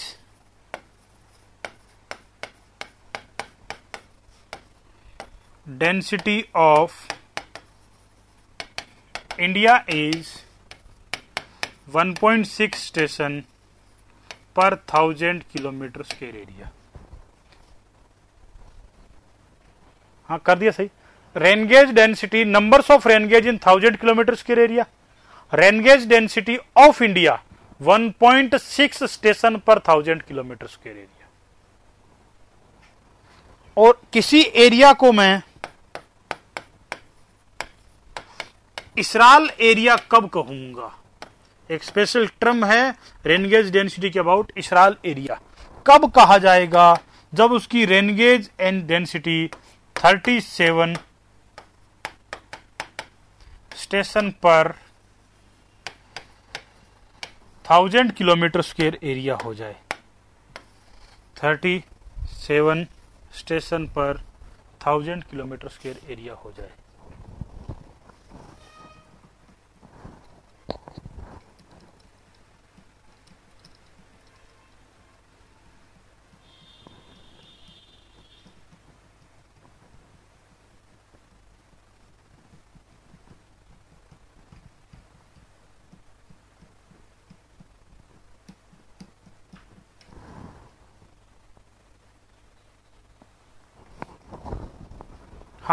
1.6 स्टेशन लिखा है ये दोस्त। अलग से बता देता हूं भाई, जहां भी मैं ये लिखूंगा उसका मीन्स है स्टेशन, बस। लास्ट की 2 लाइन क्या है? इंडिया की जो रेनगेज डेंसिटी का मतलब क्या है? इंडिया में 1000 किलोमीटर स्क्वायर में कितने स्टेशन है? 1.6 स्टेशन है। 1000 किलोमीटर स्क्वायर में कितने स्टेशन है? 1.6 स्टेशन। किसी एरिया को इसराल एरिया कब कहेंगे? जब उसमें 1000 किलोमीटर स्क्वायर में 37 स्टेशन हो जाए। ये इसराल एरिया की डेफिनेशन है। हाफ स्टेशन लगाते नहीं है, पर मैथमेटिकली कैलकुलेशन में तो हाफ आ सकता है ना। मैथमेटिक्स कैलकुलेशन में तो 1.6 आ सकता है ना। डेंसिटी में 1.6 लिखा जा सकता है, क्योंकि 1000 किलोमीटर स्क्वायर का कोई कैचमेंट होता ही नहीं है ना। कैचमेंट 5000 का, 7000 का, 20000 का ऐसे होगा। कोई स्टेट होगा, कोई डिस्ट्रिक्ट होगा, वो भी 1000 से अधिक होगा। इसलिए इसको पॉइंटों में लिखा जा सकता है। नहीं है इंडिया में पॉसिबल, अपने आसपास ही नहीं है इसराइल एरिया के। अपना 1.6 इसराइल एरिया में चाहिए 37। अभी तो अपने इसराइल एरिया से 35.4 दूर हैं। और जो इसराइल एरिया से कितना है? 35.4 दूर है।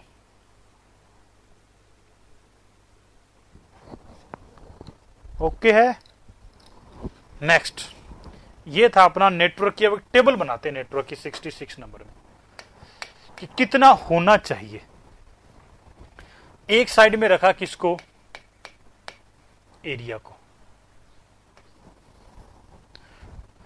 दूसरी साइड में लिखा इंडियन स्टैंडर्ड को। तीसरे में लिया इंडियन मेट्रोलॉजिकल डिपार्टमेंट को। चौथे में लिया वर्ल्ड मेट्रोलॉजिकल ऑर्गेनाइजेशन को। वर्ल्ड मेट्रोलॉजिकल ऑर्गेनाइजेशन को। ये लीजिए। इजराइल में है, 1-2 कंट्री में और भी है इसराइल एरिया जो इसको बहुत बारीकी से, यूएस में है, लेकिन आज कहीं भी नहीं है। आज कहीं भी क्यों नहीं है? क्योंकि सब जगह अपने क्या कर चुके हैं? रडार बेस्ड टेक्निक लगा चुके हैं। रेनगेज कहीं नहीं है। अब सब जगह क्या लगा चुके हैं? Radar based technique. सिर्फ किताबों में रह गया है। सबसे पहला एरिया है अपने लिए प्लेन एरिया। इंडियन स्टैंडर्ड क्या कहता है? प्लेन एरिया में 600 to 900 किलोमीटर स्क्वायर पर स्टेशन। और ये पूरा Indian standard world meteorological organisation से कॉपी है।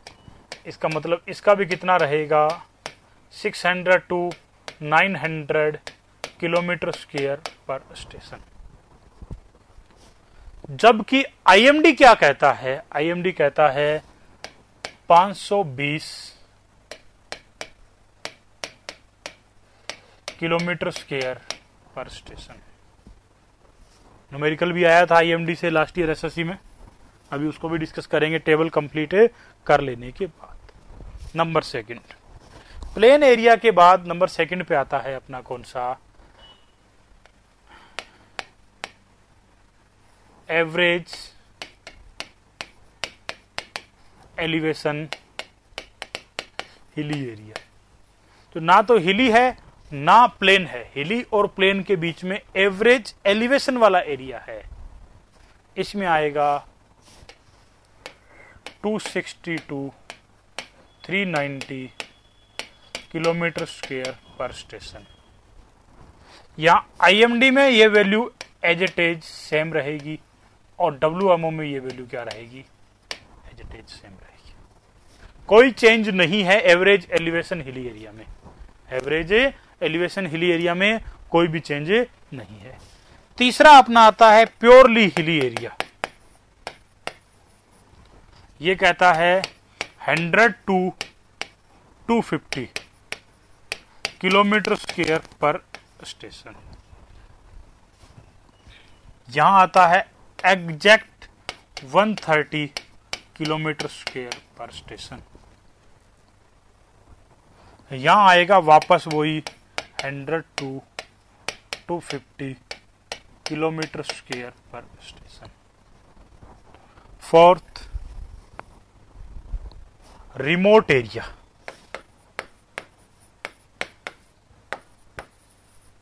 रिमोट एरिया बच्चों उसे कहेंगे वो एरिया जहां पर एसेंशियल हो रहना।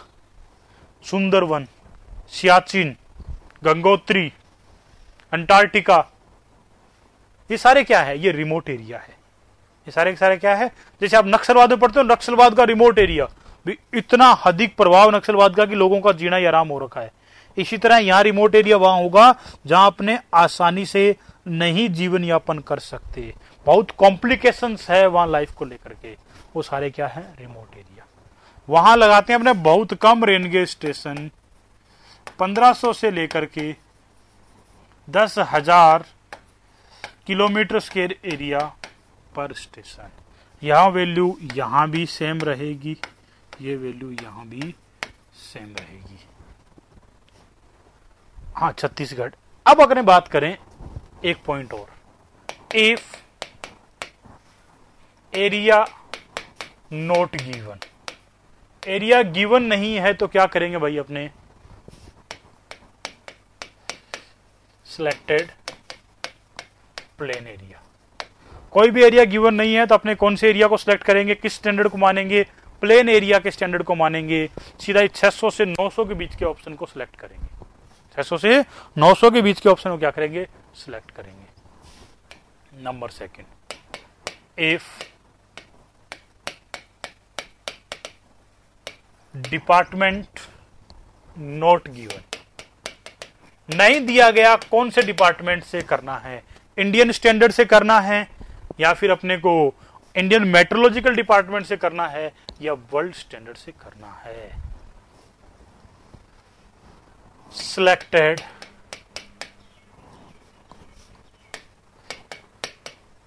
IMD। जैसा कि इसी एक साल पहले के SSC JEE का क्वेश्चन था, how many rain gauge station installed if area of catchment is 5,200 kilometre square. ना तो एरिया दिया ना डिपार्टमेंट दिया। एरिया नहीं दिया इसका मतलब प्लेन एरिया है, डिपार्टमेंट नहीं दिया इसका मतलब IMD है। तो इसका सॉल्यूशन भी यही बनेगा। फिर सबसे पहले देखते हैं rain gauge network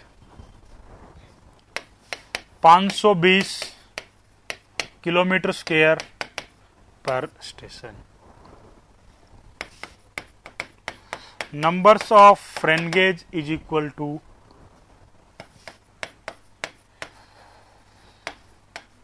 catchment area upon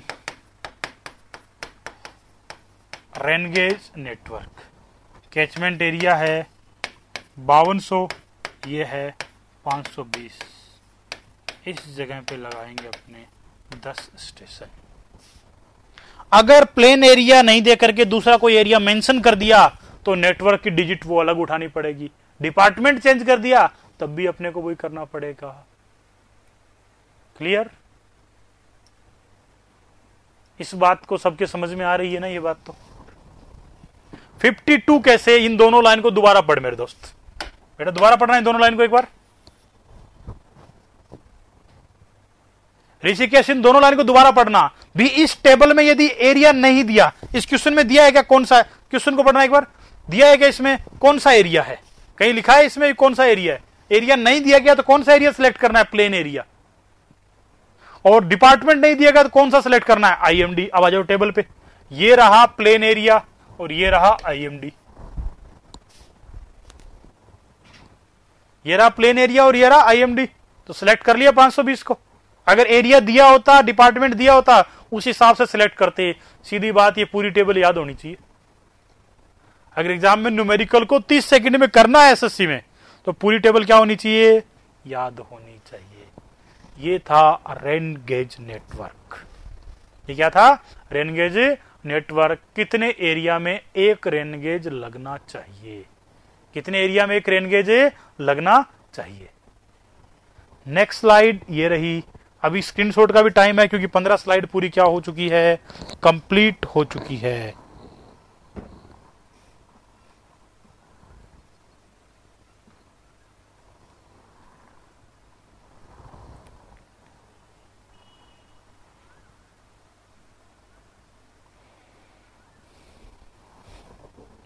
कोई समस्या, कोई डाउट?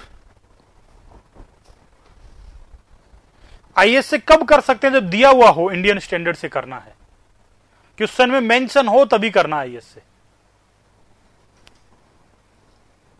आईएस में रेंज है तो ऑप्शन में भी नियर बाई मिल जाएगा अपने आप, उसी रेंज में ही ऑप्शन भी नियर बाई मिलेंगे। फिर ऑप्शन नियर बाई नहीं देने पड़े तभी तो देखो एसएससी जेईई ने जो क्वेश्चन उठाया वो फिक्स वैल्यू वाला उठाया। ऑप्शन में नियर बाई ऑप्शन नहीं देने पड़े, एग्जैक्ट ऑप्शन देने पड़े, इसीलिए तो उसने क्वेश्चन उठाया।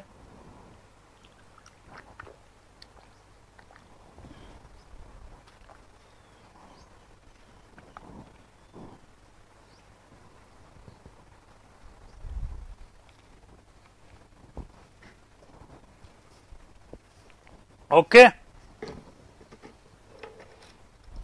आगे बढ़ जाए।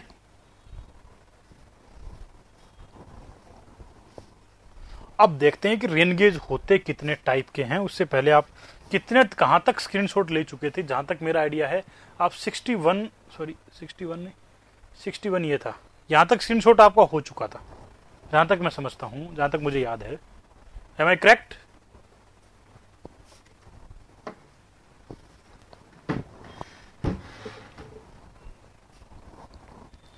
तो 62 का स्क्रीनशॉट कीजिए। मेजरमेंट ऑफ रेनफॉल से स्टार्ट करना था स्क्रीनशॉट। 62 से स्क्रीनशॉट लेना स्टार्ट करें।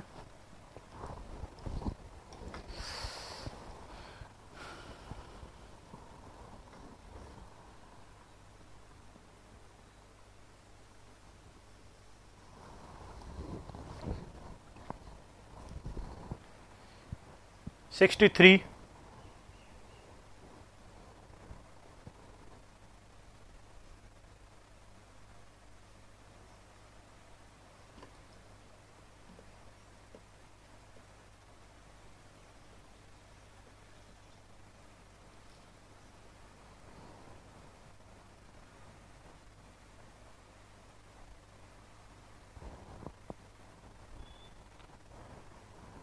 64।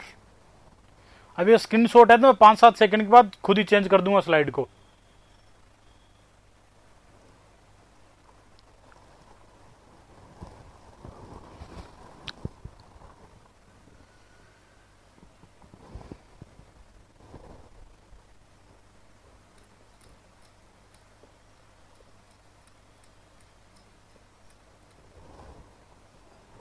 सिक्सटी फाइव,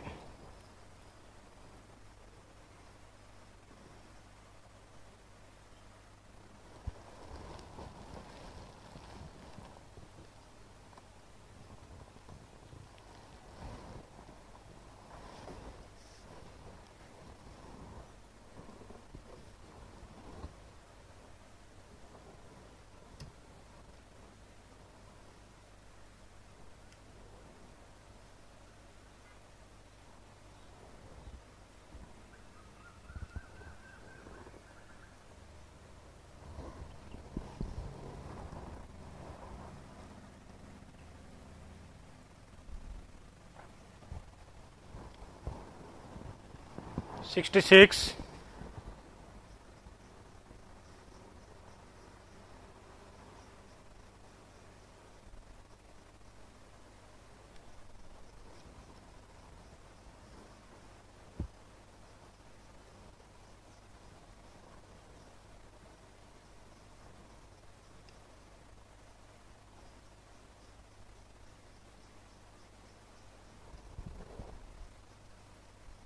इसराल की फुल फॉर्म नहीं है, ये अपने आप में ही फुल फॉर्म है भाई।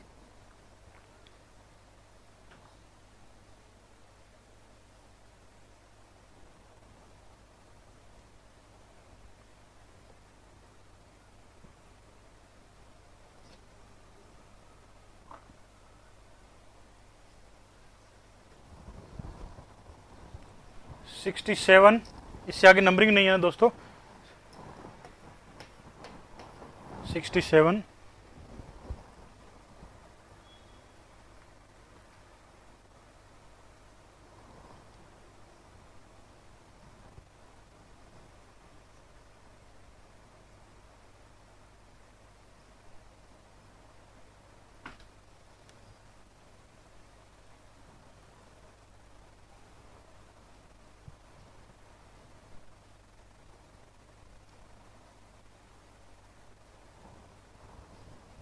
डन हो गया, डन। अब मैं क्लीन कर रहा हूं, दोबारा मौका नहीं मिलेगा किसी को भी। क्लीन हो जाएगा, उसके बाद दोबारा मौका नहीं मिलेगा किसी को भी, कोई चांस नहीं मिलेगा।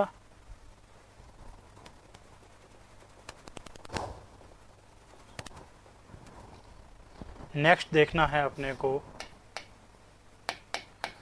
कि रेन गेज कितने टाइप्स के होते हैं।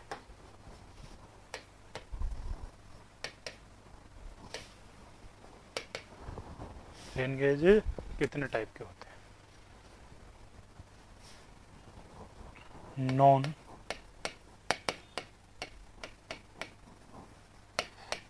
रिकॉर्डिंग और दूसरा होता है रिकॉर्डिंग। नॉन रिकॉर्डिंग में भी दो टाइप्स हैं अपने पास। एक है साइमन रेन गेज और दूसरा है स्टैंडर्ड रेन गेज। यहां अगर बात करूं तो नॉन रिकॉर्डिंग में ये है mostly used in India, mostly used in India. इसमें देखा जाए तो तीन तरह के रेन गेज है अपने पास।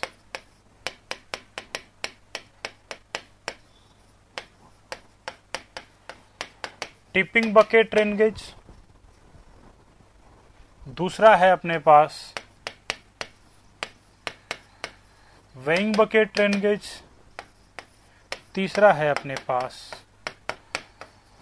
फ्लोट टाइप भी कह सकता हूं और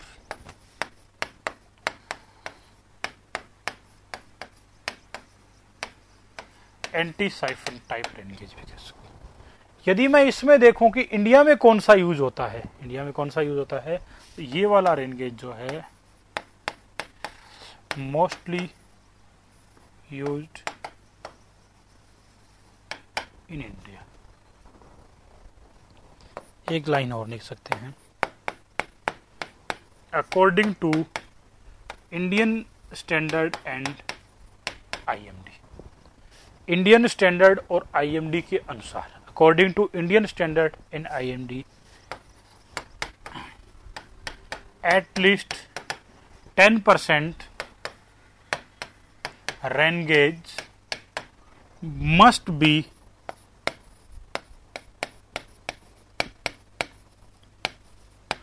रिकॉर्डिंग रेन गेज। इसके अकॉर्डिंग कम से कम जो है 10% रेन गेज कैसे होनी चाहिए, अपने किसी भी कैचमेंट में रिकॉर्डिंग होनी चाहिए। देखना यह है कि मेजर डिफरेंस क्या है रिकॉर्डिंग और नॉन रिकॉर्डिंग में। देखना यह है कि मेजर डिफरेंस क्या है रिकॉर्डिंग और नॉन रिकॉर्डिंग में। नेक्स्ट, सबसे पहले देखते हैं नॉन रिकॉर्डिंग को।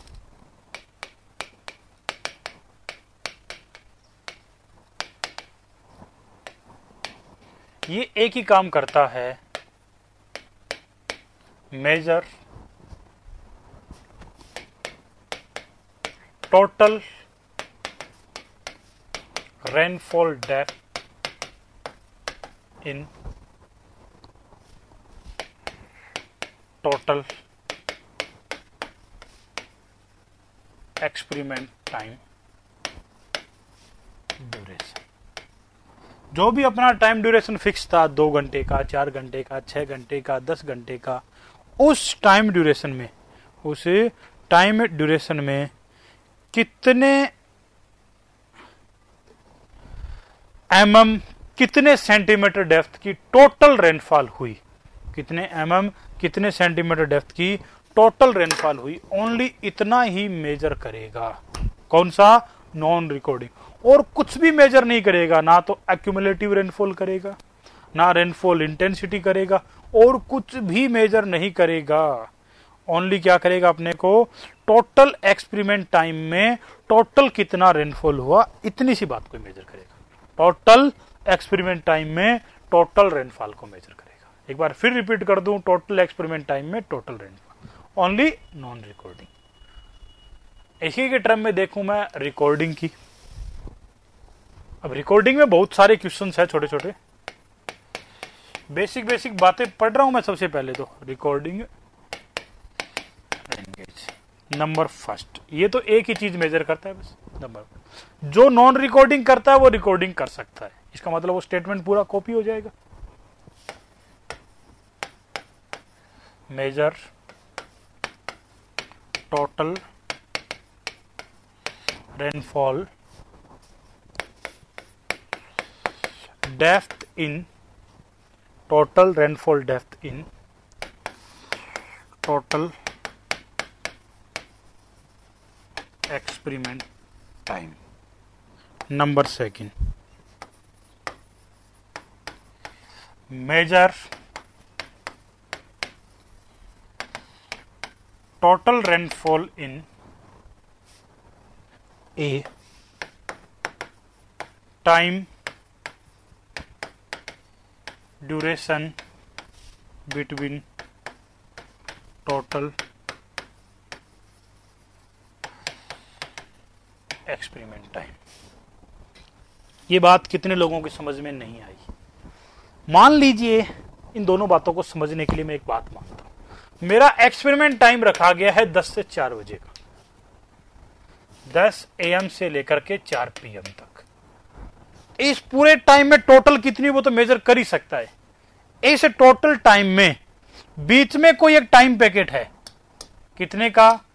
1 से 2 का, उसमें कितनी टोटल हुई ये भी मेजर कर सकता है। जबकि नॉन रिकॉर्डिंग ऐसा नहीं कर सकता, वो सिर्फ टोटल टाइम में टोटल बताएगा। ये टोटल जो टाइम था उसके बीच में किसी एक टाइम पैकेट में कितनी टोटल होगी, किसी एक टाइम पैकेट में कितनी टोटल होगी, उसे भी मेजर करेगा। Is that clear? तीसरा पॉइंट, इन दोनों को नोट कर लो एक बार, जल्दी से नोट कर लो इसे।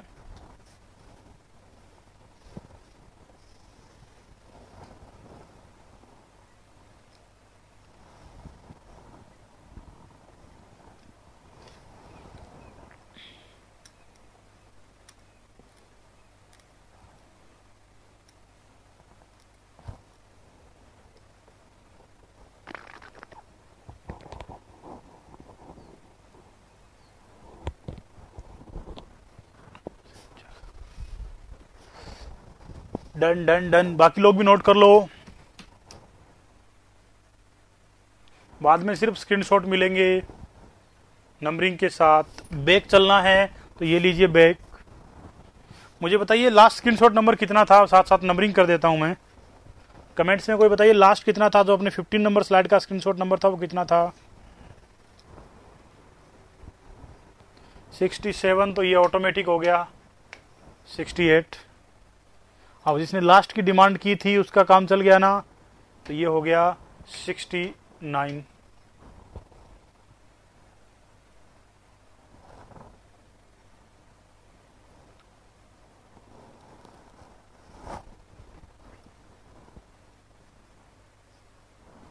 लास्ट लाइन रिपीट क्या करना, लास्ट लाइन को ध्यान से पढ़ो एक बार भी। टोटल टाइम के बीच में शर्मा जी कोई एक टाइम डिसाइड किया तो उसको भी मेजर कर सकता है।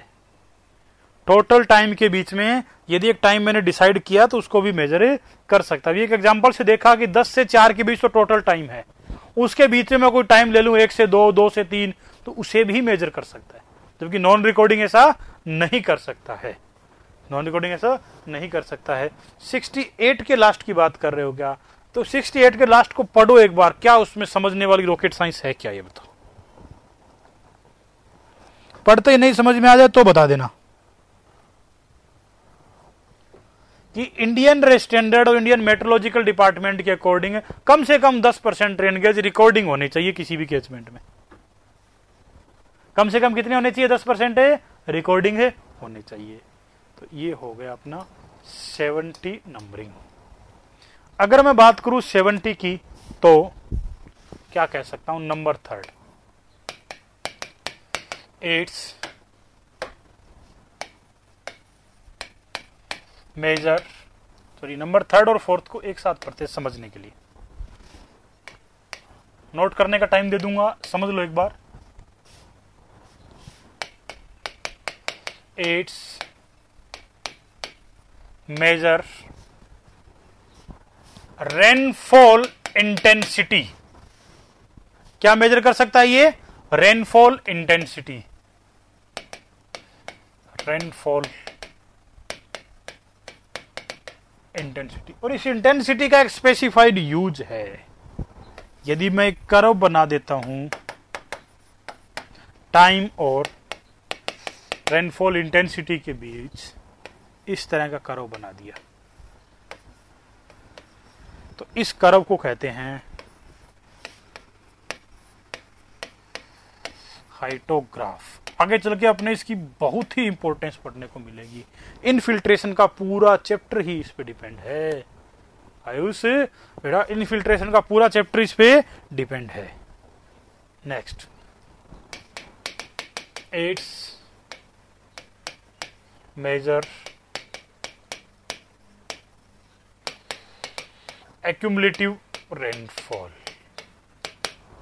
ये एक्यूमुलेटिव रेनफॉल भी मेजर कर सकता है। यदि मैं टाइम और एक्यूमुलेटिव रेन के बीच में कर्व बनाता हूं, तो इस कर्व को कहते हैं मास कर्व। क्या कहते हैं इसको? मास कर्व। इसकी भी बहुत इंपॉर्टेंस है। इसी चैप्टर के एंड में आ जाएगा मास कर्व, डबल मास कर्व पढ़ना है। इसी चैप्टर के एंड में क्या आ जाएगा? मास कर्व और डबल मास कर्व। एक छोटी सी लाइन आई अपने पास, एक्यूमुलेटिव रेनफॉल। क्या होता है एक्यूमुलेटिव रेनफॉल? इसे एक एग्जांपल से समझ लेता हूं। एक छोटे से एग्जांपल से क्या समझना है मेरे को, कि सभी लोग ध्यान से सुनो, एक्यूमुलेटिव रेन क्या होती है। एक्यूमुलेटिव रेन क्या होती है? एक साइड में रखा मैंने टाइम को एग्जांपल के लिए, एक साइड में रखा नॉर्मल रेनफॉल को, एक रखा मैंने एक्यूमुलेटिव रेनफॉल को। टेबल अपने आप बता देगी एक्यूमुलेटिव होता क्या है। बाद में इस टेबल को क्लीन कर दूंगा, नोट्स में नहीं रखने वाला हूं। मान लीजिए टाइम था 0 से 2 घंटे का, 2 से 4 का, 4 से 8 का, 8 से 2 से 4 का नहीं, 4 से 6 का, और 6 से 8 का, और 8 से 10 घंटे। 10 घंटे का ऑब्जर्वेशन टाइम था। शुरू के 2 घंटे में हुई 5 सेंटीमीटर रेनफॉल, अगले 2 घंटे में हुई 9 सेंटीमीटर रेनफॉल, फिर नेक्स्ट हुई 6 सेंटीमीटर रेनफॉल, फिर हुई 4 सेंटीमीटर रेनफॉल, लास्ट के टाइम में हुई 2 सेंटीमीटर रेनफॉल। एक्यूमुलेटिव क्या होता है? यहां एक्यूमुलेटिव लिखूंगा तो इसका मतलब है कि 2 घंटे के एंड में टोटल क्या है। 2 घंटे के एंड में टोटल क्या है? That is 5 centimetre. शुरू के 2 घंटे में नॉर्मल रेनफॉल क्या है? एक्यूमुलेटिव रेनफॉल है। ध्यान से सुनना, दोबारा कोई नहीं पूछेगा, क्योंकि ध्यान से सुनोगे तो समझ में आ जाएगा बहुत आसानी से, और बार बार पूरी हाइड्रोलॉजी में काम आएगा। मैंने कहा 2 घंटे में 5 सेंटीमीटर रेनफॉल हुई। दूसरा स्टेटमेंट यह आया कि 2 घंटे के एंड में टोटल कितनी हो गई? 5। दूसरी बार 4 घंटे के एंड में टोटल कितनी हुई? Comments fast, reply fast. 4 घंटे के एंड में कितनी हो गई है? 5 तो पहले हो ही रखी थी, और 9 और हो गई, 14 सेंटीमीटर। ये लो जी। दूसरे कॉलम के लिए एक्यूमुलेटिव कितनी है? 14 सेंटीमीटर है। इसी तरह 6 घंटे के एंड में कितनी होगी? 5 हो रखी है, 9 हो रखी है, 6 और हो गई, 14 प्लस 6 20 सेंटीमीटर। 8 घंटे के एंड में कितनी हुई है? 20 प्लस 4 24 सेंटीमीटर। 10 घंटे के एंड में कितनी हुई है? 24 प्लस 2 26 सेंटीमीटर। 26 सेंटीमीटर। समझ में आ गई एक्यूमुलेटिव की गणित? किसी को डाउट है एक्यूमुलेटिव शब्द पर? कोई ऐसा है जिसको अभी भी लग रहा है एक्यूमुलेटिव नहीं समझ में आया, मेरे एक्यूमुलेटिव क्या होता है? यस यस यस यस, हो गया हो गया हो गया। इसे नोट नहीं करना दोस्त, ये तो नॉर्मल सी टर्म है, बार बार आती रहेगी पूरी हाइड्रोलॉजी में, पूरी हाइड्रोलॉजी में आती रहेगी। अब करण बेटा लास्ट स्लाइड पे जाता हूं मैं। लास्ट स्लाइड इस तरह है कुछ मेरी कि इससे मैं दो चीजें और मेजर कर सकता हूं, एक रेनफॉल इंटेंसिटी और दूसरी accumulative rainfall. Rainfall intensity hyetograph बनाने में काम आ रही है और एक्यूमुलेटिव किस में काम आ रही है? मास कर्व में। मोस्ट फेवरेट क्वेश्चन भी है। मास कर्व बनाया जा सकता है रिकॉर्डिंग रेन गेज से, नॉन रिकॉर्डिंग रेन गेज से, दोनों से ही नहीं। सीधी सी बात है, दोनों से बना सकते हैं ना? बना सकते हैं क्या दोनों से? नहीं, ओनली किससे? रिकॉर्डिंग से। ओनली किससे बना सकते हैं? रिकॉर्डिंग रेन गेज से ही बना सकते हैं। अब अपने जो टेबल बनाई थी उन पांचों रेन गेज को 1 बाय 1 पढ़ लिया जाए। जो अपने टेबल बनाई थी उन पांचों रेन गेज को 1 बाय 1 पढ़ लिया जाए क्या? ये लीजिए जी। तो ये तो मैंने कहा था नोट नहीं करना है, तो इसको तो मैं खुद ही क्लीन कर देता हूं, समझ में आना था बस। और ये मेरी स्लाइड नंबर थी 70 और नेक्स्ट स्लाइड नंबर है 71। और इसमें अपने सबसे पहला रेन गेज जो है वो कौन सा है? Simon rain gauge. अब रिकॉर्डिंग और रिकॉर्डिंग बार बार डिफरेंस नहीं करेंगे, पूरा डिफरेंस अच्छे से पढ़ चुके हैं, अलग से पूरा डिफरेंस अलग से अच्छे से पढ़ चुके हैं। तो साइमन रेन गेज क्या होता है? साइमन रेन गेज एक डायग्राम से ही क्लियर करना है, इसको ध्यान रखना।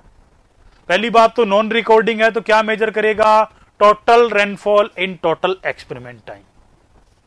Total rainfall in A total experiment time. Total experiment time में टोटल कितना रेनफॉल हुआ, इसी बात को ही मेजर करेगा ये। Total rainfall in A total experiment time. इसमें होता क्या है देखो, इसमें एक स्टैंड बना होता है। इस पढ़ने के बाद पता चलेगा कुछ भी नहीं था, जुगाड़ था।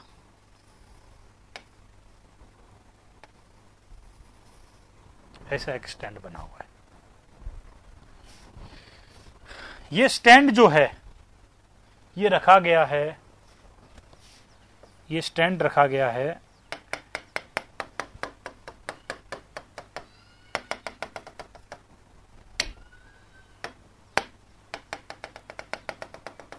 इस तरह के कंक्रीट ब्लॉक पर। किस पे रखा गया है? कंक्रीट ब्लॉक पर। कंक्रीट ब्लॉक का साइज है 60 बाई 60 सेंटीमीटर। 60 बाई 60 सेंटीमीटर का कंक्रीट ब्लॉक बनाया, उस पे एक ऐसा स्टैंड अपने रख दिया। ऐसा एक स्टैंड अपने क्या करा दिया? इस पे स्टे करवा दिया। अब सही लग रहा है। और इस स्टैंड के ऊपर एक बोतल रख दी।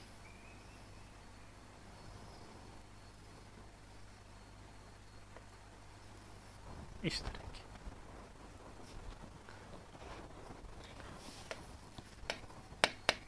बोतल का डाया दिया 10 सेंटीमीटर। बोतल का डाया कितना दिया? 10 सेंटीमीटर। इस स्टैंड पे एक ग्राउंड लेवल भी तो फिक्स था। ग्राउंड से थोड़ा सा ऊपर रखते हैं स्टैंड को। ग्राउंड से थोड़ा सा क्या रखते हैं? स्टैंड को अपने ऊपर रख दिया। इस बोतल को ग्रेजुएटेड कर दिया, अंशांकित कर दिया। इसका मतलब इस बोतल में मैंने नंबरिंग लगा दी। 1 2 ऐसे ऐसे ऐसे ऐसे ऊपर तक क्या लगा दी मैंने? इसे नंबरिंग लगा दी। डाया रखा इसका कितना? 10 सेंटीमीटर। और इस बोतल को कोई तोड़ नहीं जाए, कोई नुकसान नहीं हो जाए, इसलिए इसके चारों ओर एक ऐसा स्टैंड लगा दिया, कवर लगा दिया।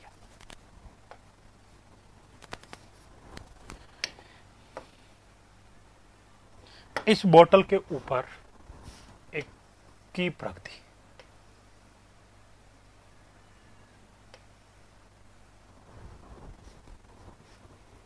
इस बोतल के ऊपर क्या रख दिया? एक कीप रख दिया। कीप को डायरेक्ट इससे टच है। अब इस कीप के टॉप का भी एक स्टैंडर्ड रहता है। ये जो कीप है इसका टॉप यहां से 30.5 रहता है ग्राउंड लेवल से, सॉरी यहां से नहीं, ग्राउंड लेवल से, ग्राउंड लेवल से 30.5 सेंटीमीटर। बोतल का डाया कंक्रीट ब्लॉक है, ये क्या है, ये कंक्रीट ब्लॉक, स्पष्ट लिखा है कि ये कंक्रीट ब्लॉक है, कंफ्यूजन नहीं हो इसलिए पूछ लिया, कोई बात नहीं। अब बात करते हैं, इस कीप के दो डायमीटर भी हैं, इस कीप के अपने दो डायमीटर भी हैं। एक है इसका इंटरनल डाया 125 mm, एक है इसका एक्सटर्नल डाया 127 mm। इसको ले जाकर के ओपन इन्वायरमेंट में टिका दिया, जहां भी अपना स्टेशन था वहां ले जाकर के कहां टिका दिया, इसे ओपन इन्वायरमेंट में सेट कर दिया। अब जब रेनफॉल होगी, अब जब रेनफॉल होगी तो वो रेन क्या होगी भाई, वो रेन जाकर के अपने इसमें कलेक्ट होगी, कौन से कलर में होगी, इस कलर। जब भी रेनफॉल होगी वो रेन कीप के माध्यम से बोतल में आएगी, बोतल में एक डेप्थ तक भर जाएगी, जो भी टाइम होगा। ये जो हाइट मुझे यहां नोट करने को मिली है, यही है डेप्थ ऑफ रेनफॉल। ये बोतल में जो वाटर के कलेक्शन की जो हाइट है, यही क्या है, डेप्थ ऑफ रेनफॉल। कुछ भी नहीं है, जुगाड़ टेक्नोलॉजी, कुछ भी तो नहीं है ना, जुगाड़ टेक्नोलॉजी। बोतल का डाया, बोतल आसांकित, कीप का internal dia, external dia, concrete block का साइज, ग्राउंड से टॉप की हाइट, ओपन स्पेस में रखना है, साइट सिलेक्शन पूरा ध्यान रखना है, और जो टोटल एक्सपेरिमेंट टाइम था उस टाइम में कितनी डेप्थ ऑफ बोतल भर गई, वही क्या कहलाता है, डेप्थ ऑफ रेनफॉल। तो क्या कहलाएगा, rainfall is equal to depth of water in bottle. ये था इतना सा साइमन रेन गेज। कुछ भी है क्या इसमें पढ़ने का? नहीं। ये इंडिया में वाइडली यूज होता है नॉन रिकॉर्डिंग के तौर पर, जब होता था तब। अब तो ढूंढने पे भी नहीं मिलेगा डिक्शनरी में भी, और ढूंढने लगना भी मत, क्योंकि बेवकूफी का काम होगा, इससे बहुत एडवांस काम कर चुके हैं। अरे इंटरनल कीप का अंदर से अंदर डाया, एक्सटर्नल कीप का बाहर से बाहर डाया। महेश्वरी जी, कीप का अंदर से अंदर डाया इंटरनल है, और बाहर से बाहर डाया एक्सटर्नल।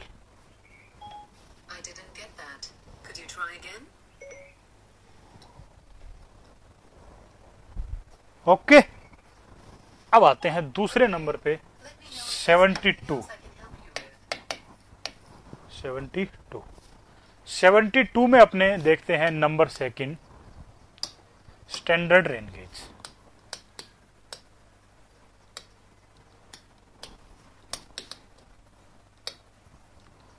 कुछ भी नहीं है, अगर मैं ऐसा लिख दूं इसको कि ये अपने आप में एक मॉडिफाइड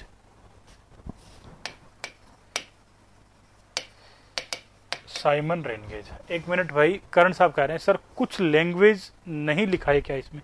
इसमें बेटा लैंग्वेज की जरूरत नहीं है, क्योंकि एग्जाम के क्वेश्चन फिक्स है और पॉइंटेड है। लिख सकते हो इसमें एक सिलेंड्रिकल वेजल होती है, जिसमें एक बोतल रखी होती है, बोतल का डायमीटर 10 सेंटीमीटर होता है, बोतल आसांकित होती है, बोतल को एक स्टैंड के ऊपर रखा जाता है, स्टैंड को एक 60 सेंटीमीटर बाय कंक्रीट ब्लॉक पे रखा जाता है, बोतल के ऊपर एक कीप की व्यवस्था होती है, कीप का इंटरनल डायमीटर 125 mm होता है, कीप का एक्सटर्नल डायमीटर 127 mm होता है। इसको एक ओपन इन्वायरमेंट में स्टेबल कर दिया जाता है। जब रेनफॉल स्टार्ट होती है तो बोतल में पानी गिरना स्टार्ट हो जाता है, जब रेनफॉल एंड होती है तो बोतल की डेप्थ को नोट कर लेते हैं, उस बोतल की डेप्थ क्या है, वही अपनी डेप्थ ऑफ रेनफॉल कहलाती है। मुझे तो इसमें कुछ लगा नहीं कि नोट करने से कोई एग्जाम में फायदा होगा। डायग्राम की रचना ही नोट करनी है। सेमेस्टर एग्जाम में करते थे क्यों, वह टाइम होता था इतना सारा, वहां ढेर सारा टाइम होता था, 3 घंटे निकालने भी तो है। यहाँ एसएससी मेंस में इतना टाइम नहीं होगा, ध्यान रखना, किसी भी कीमत पर ना प्री में होगा ना मेंस में। पॉइंट टू पॉइंट काम करना है, पॉइंट टू पॉइंट काम करना है। आ जाते हैं अगले पॉइंट पे। क्या मॉडिफिकेशन किया गया इसमें भाई, क्या मॉडिफिकेशन किया गया? Modifications, number first, dia of keep replaced by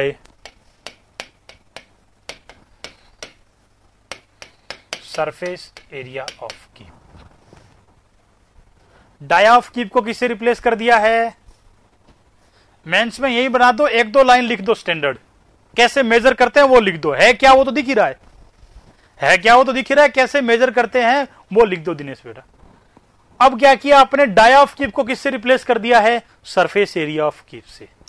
दूसरा क्या किया है, डिफाइन कर दिया है वॉल्यूम ऑफ बॉटल। डिफाइन क्या कर दिया है? Volume of a bottle. किसके according? According to surface area of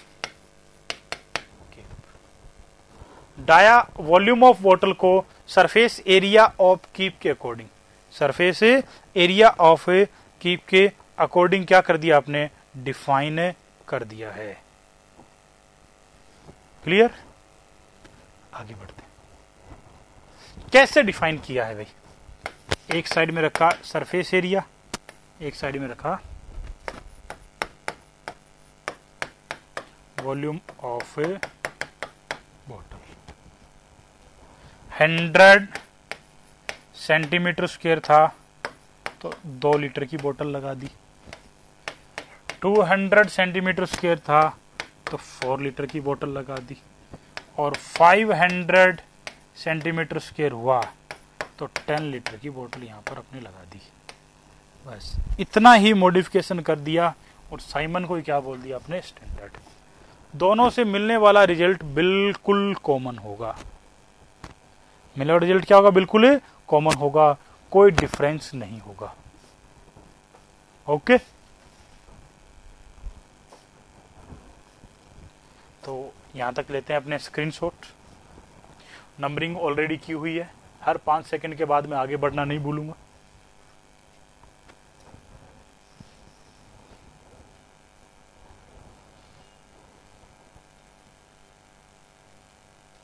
weight, कोई बात नहीं, कारण वेट कर लेंगे, कोई प्रॉब्लम नहीं इसमें।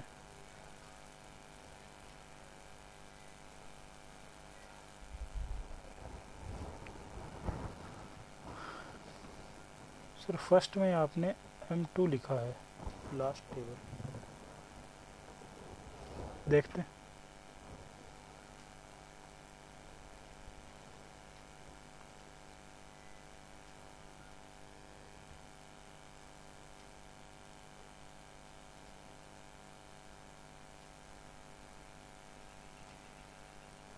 Next 69 number slide.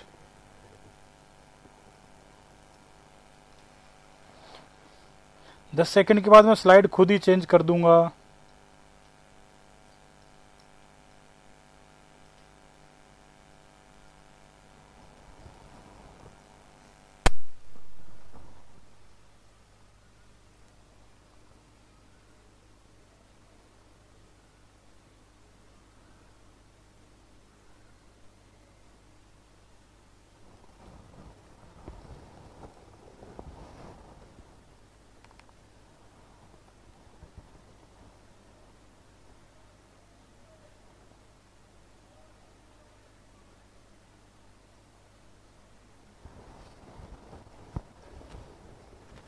Next 70,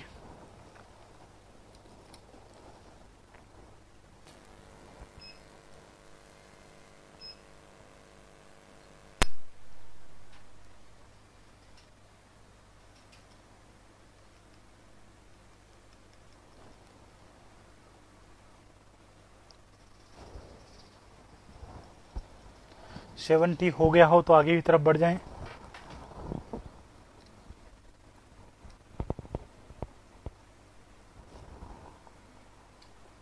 seventy one,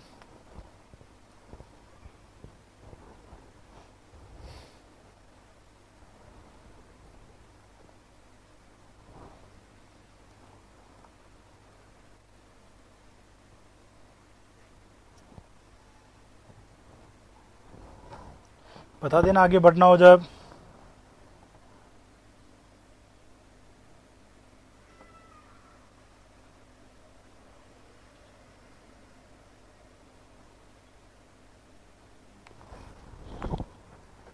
seventy two,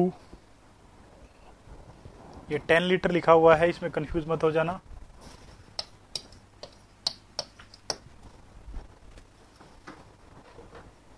last वाले में समझना क्या है भाई, साइमन रेन गेज था, दो चीजें उसमें बदल दी, एक सरफेस एरिया और वॉल्यूम ऑफ बोतल।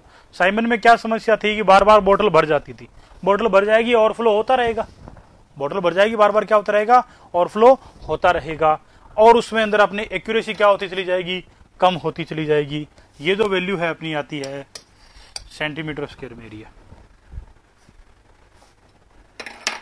चलो थैंक यू। कल पढ़ेंगे अपने रिकॉर्डिंग रेन गेज। कल कौन से पढ़ेंगे अपने recording rain gauge. Thank you everybody.